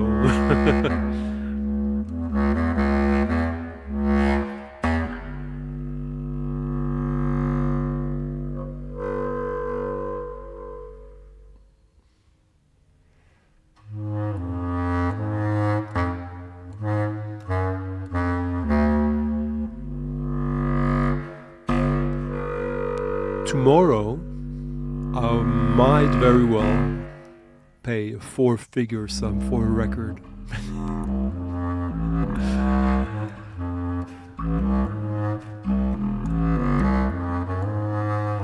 Something even more exceptional than the Scorn record, because there's no version of that record,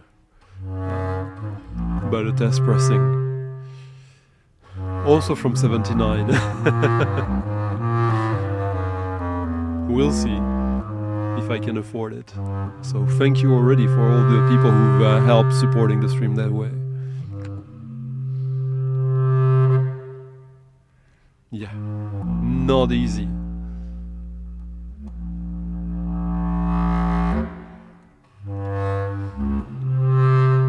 I think it was a couple of weeks ago, if not last week, I played a record from that label, Reflective.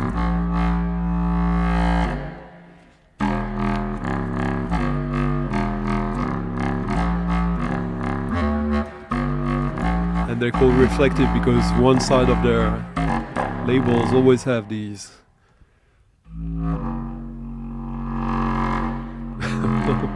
weird labels. But the one I'm about to play is a little bit different, a little bit extra reflective.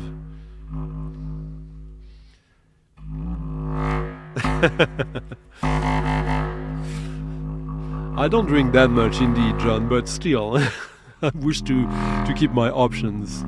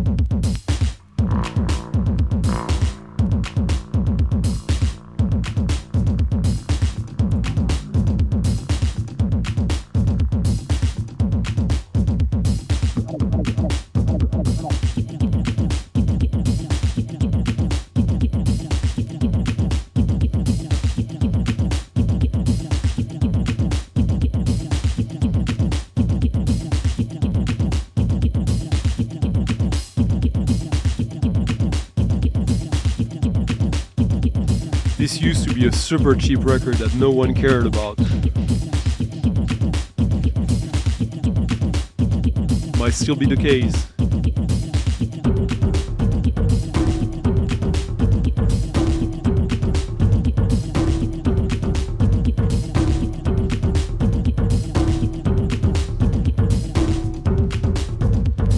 This is an alias of a very important IDM producer.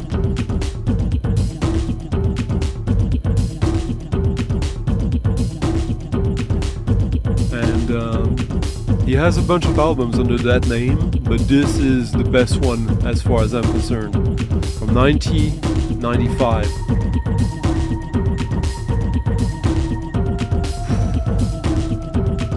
Kind of at Aphex Twin-ish, huh? And this is still cheap. Thankfully. This is Mike Paradinas, also known as Musique, under his Kid Spatula alias, Spatula Freak, on Reflective.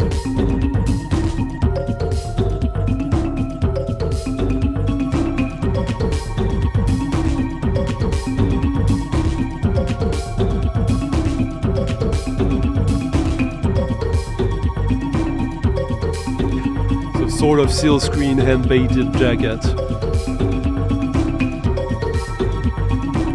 Really cool mid-90s IDM. So sort of still like electro tainted. But this is some of my favorite Mike Paradinas stuff.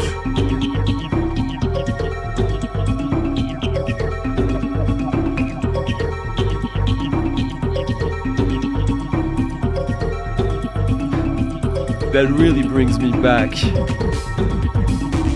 the emotions I had at the time. Yeah, like a mix of Aphex Twin and Model 500 maybe. But this is really Aphex Twinish.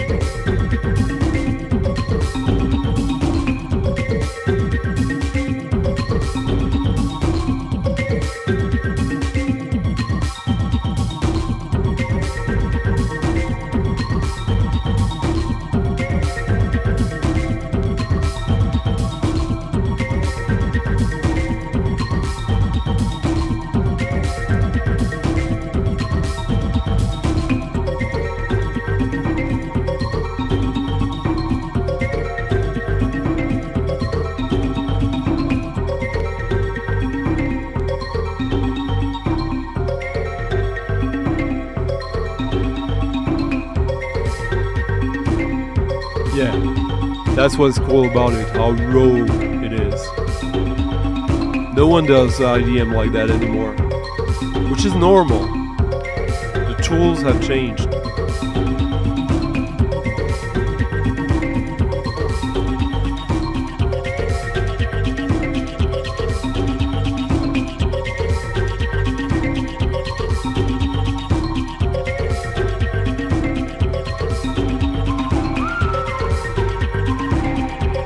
Quite romantic.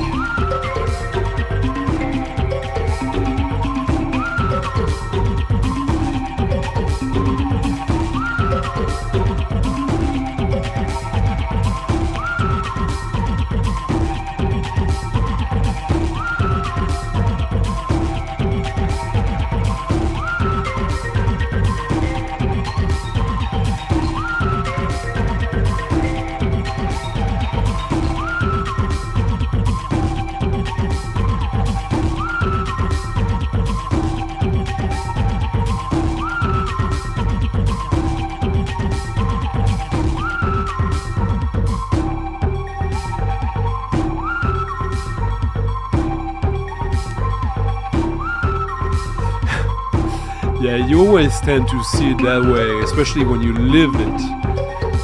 I don't know if it was a golden area, but it was certainly the blueprint of a lot of things to come.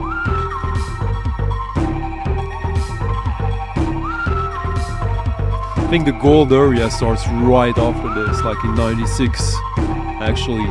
96, 2002 is the golden area. Good night, Z-Man.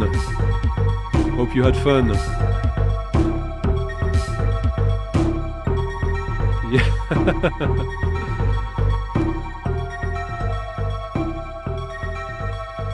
Ajeta, the cavern, huh? The cave. We also saw sounds a little bit like Jega.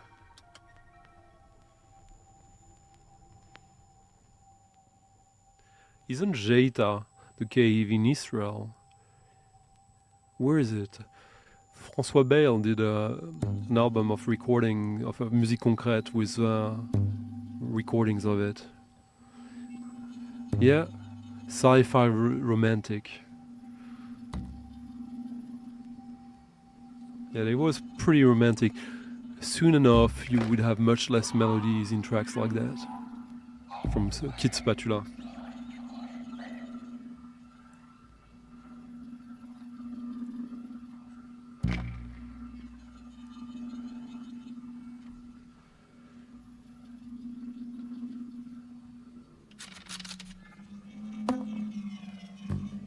So usually each labels of that label is different. So even if it's the same release, both labels are have a different pattern, motif. And this one is pretty effective when it plays on the turntable.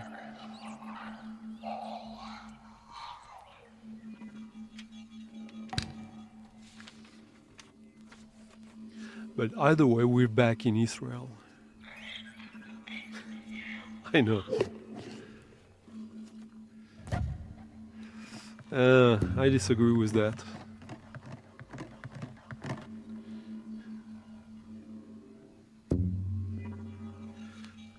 So we're back with Ohad Fischoff. His first vinyl LP under his own name.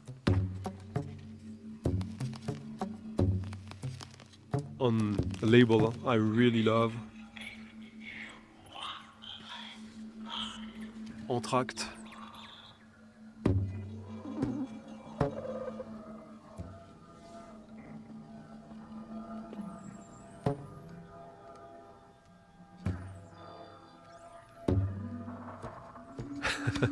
Difficult to find a way to show you that. Most Entract releases have numbers on the cover like that. But yes, this is Ohad Fischoff, album 1. And I think his latest one is even stronger.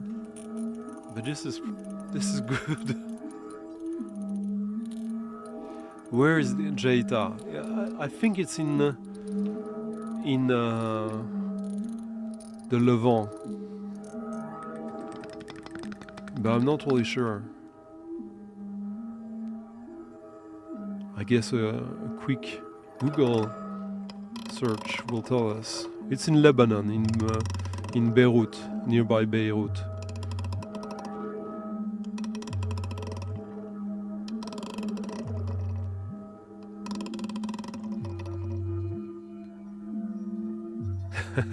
Is that a plea, Andreas?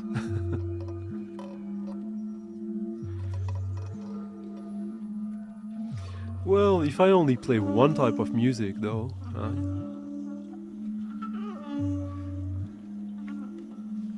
And I do like everything I play here. It's this is one of the most curated show, live stream playlist you'll ever find.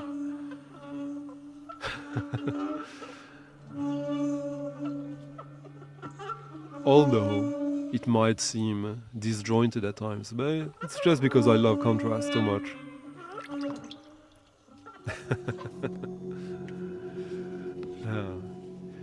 I will start to call you a Rojas if you continue like that, Nate.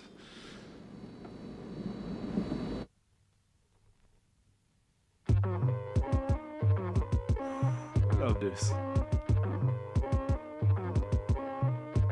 Ron Josephson, hello.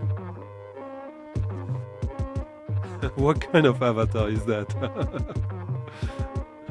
Said the last cannibal, I ate it all. I ate the highways and the stars. I ate the movies. The last and the cannibal. cars. I ate the Blue Lagoon.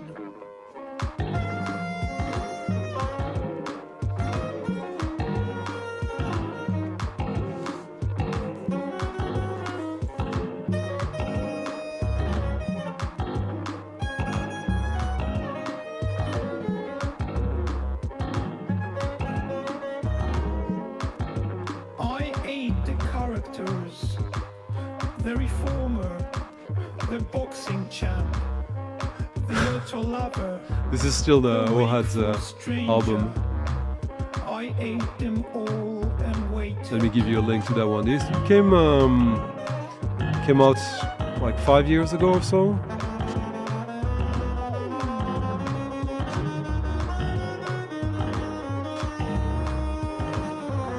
Such a cool groove.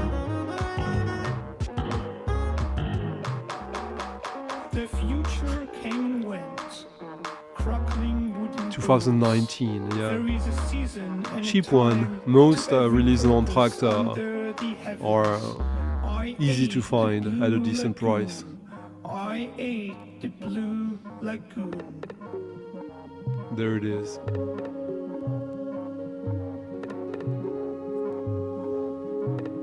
Playful, experimental, post-industrial, electronics, collage.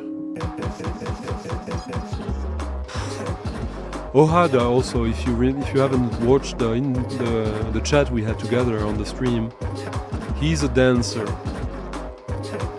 He's a contemporary ballet dancer. So the body plays a pretty significant role in his music, I would say.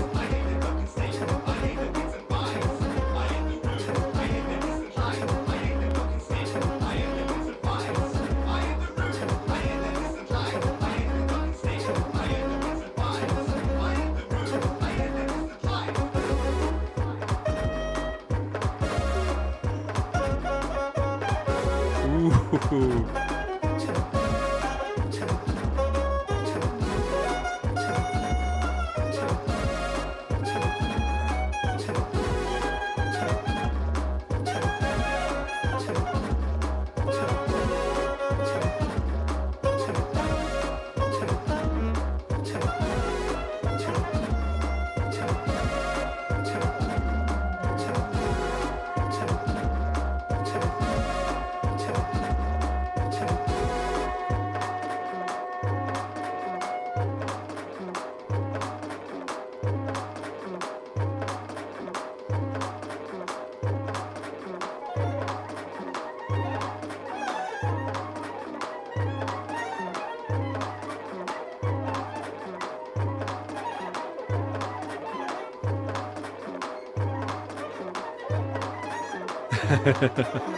Yeah, I don't expect that.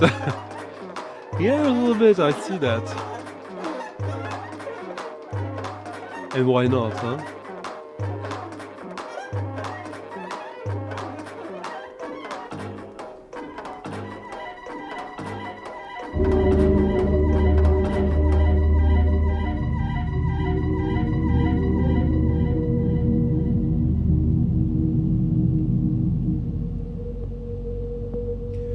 Now an album I like, yeah, I really like it, but I was on the fence for a little while before I decided to get it. I'm glad I did.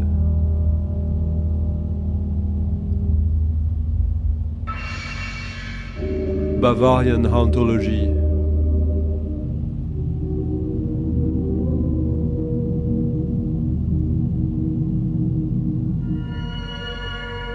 Germanic caretaking.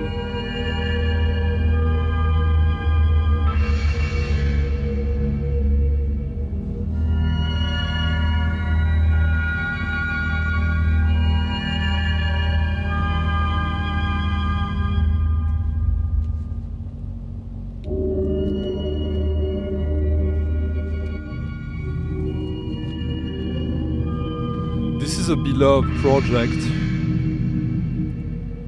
Then I struggled with finding my way into it for some time. There's something appealing about it.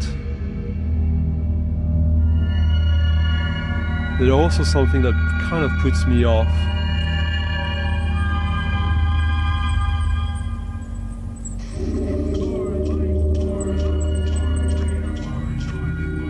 So this was released a couple of months ago in February.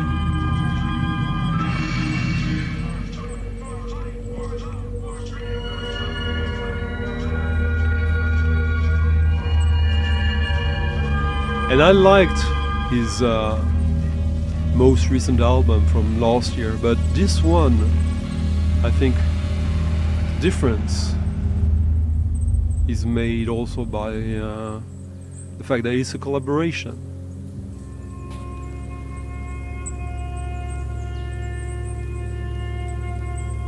There's some new influx to this. In a way. Well, this is the ever surprising Lauten der Ziel with the help of Alibi Concrète, Rudi Vagou.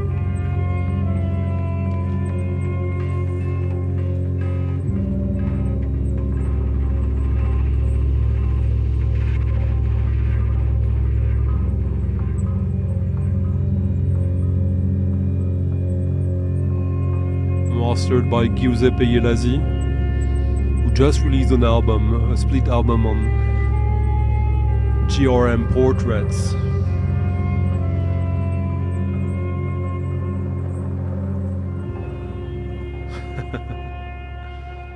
Yeah.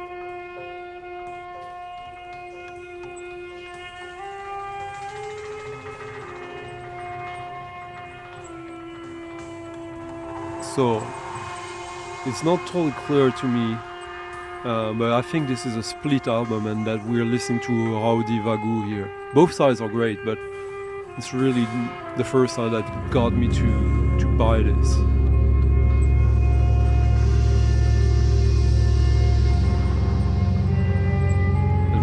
Let me get you the link to that.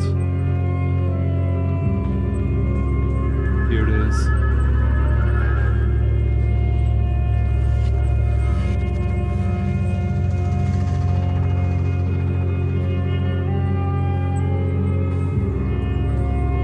Romantic dark ambient. Romantic drone music. Romantic doomy drone. Yes, I would agree with that, Jimmy B. And he's a sweetheart. I met him a couple of times, and very approachable and likable guy.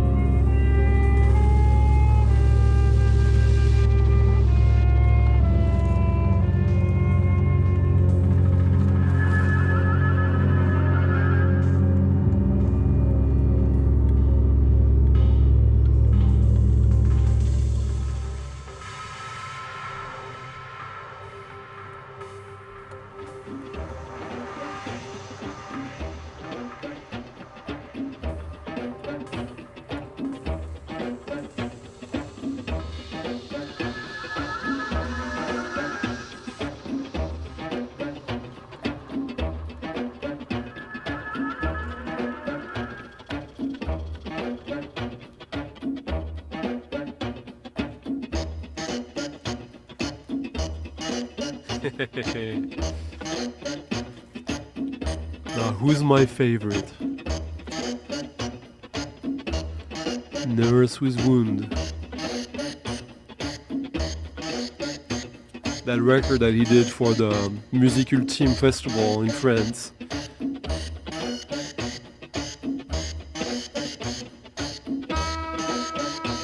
Yeah. By the way, Magic Berber, do you think the sound is better tonight than last week? On both sides? You noticed that left turntable had like weaker sound.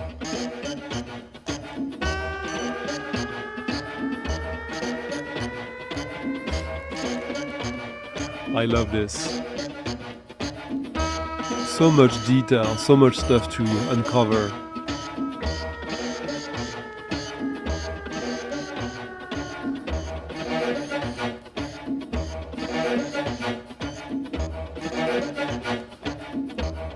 At first I didn't really pay too much attention to it.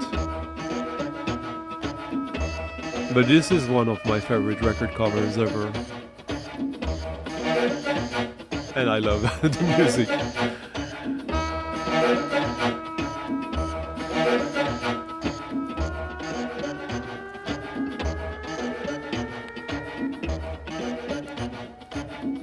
Alice the Goon.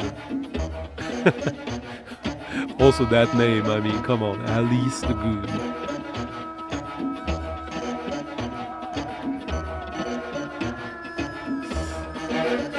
This is a one-sided LP. There's a reissue of this. There is a netching on the other side. And the track can be found on the later release of Nurse's Wound. I forget which one.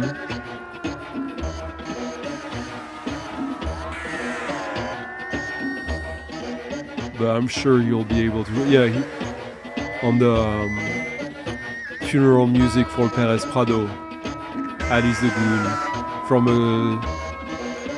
from 3 years ago. But this is from 95 originally.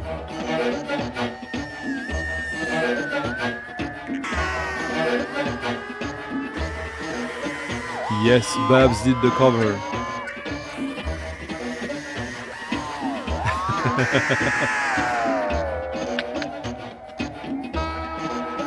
Oh, come on.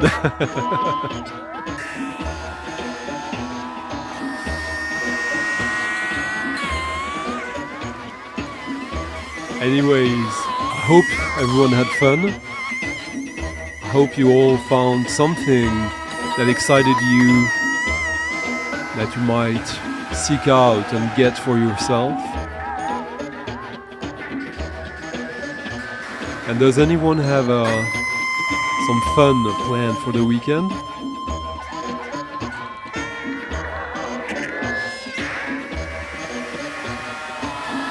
I might be doing some digging in the city and a little bit in the suburbs tomorrow.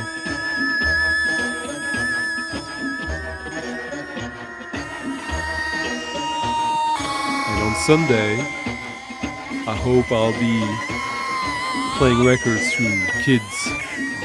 I want to make kids dance to this on Sunday.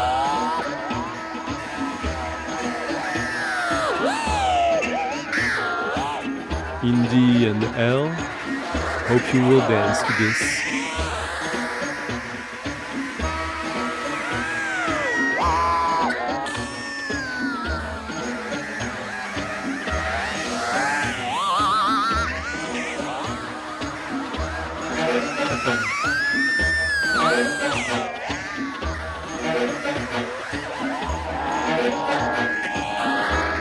Thank you, Augusta.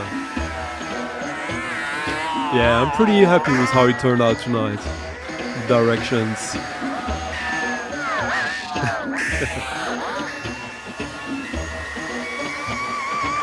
You gotta make the kids dance, and if they can dance to Nurse's Wound, the world stands a chance.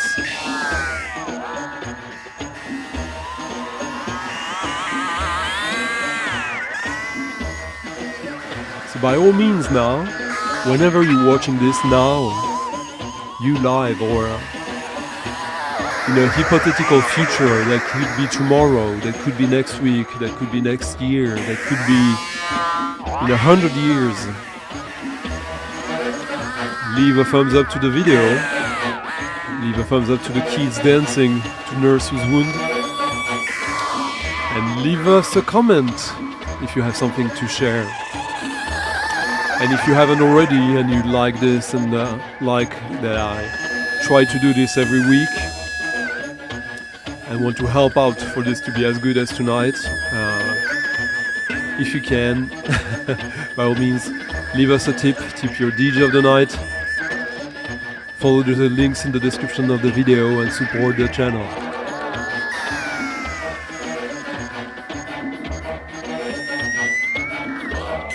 I'm happy to be the reminder of that potential in your discotheque.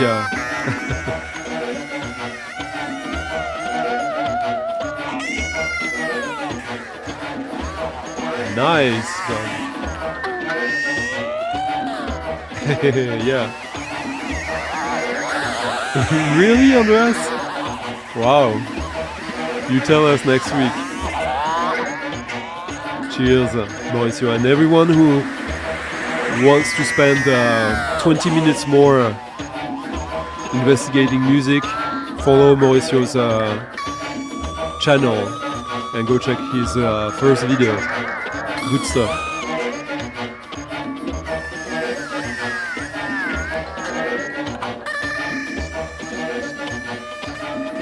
I would love to see Trump dance to this.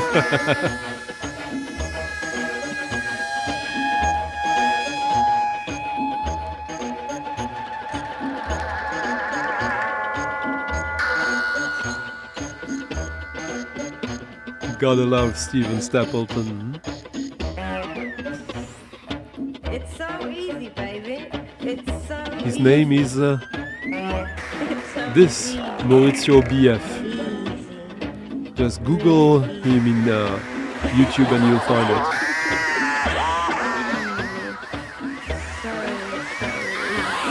And tonight, let me see who I have to thank already. I'm almost at my objective, by the way. So close, so that's pretty good.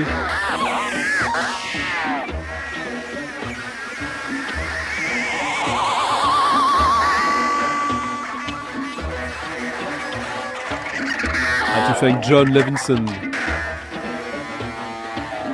Rainer, Mr. Zosh, Andrew, Marcos, Sean, Rich, Mauricio, Bernd,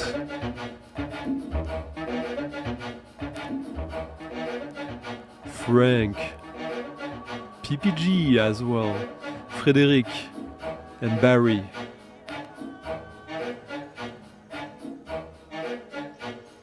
And tonight Thomas Corcoran wasn't here. I hope he had something planned, so I hope you have fun later this weekend. Thank you everyone, bye bye.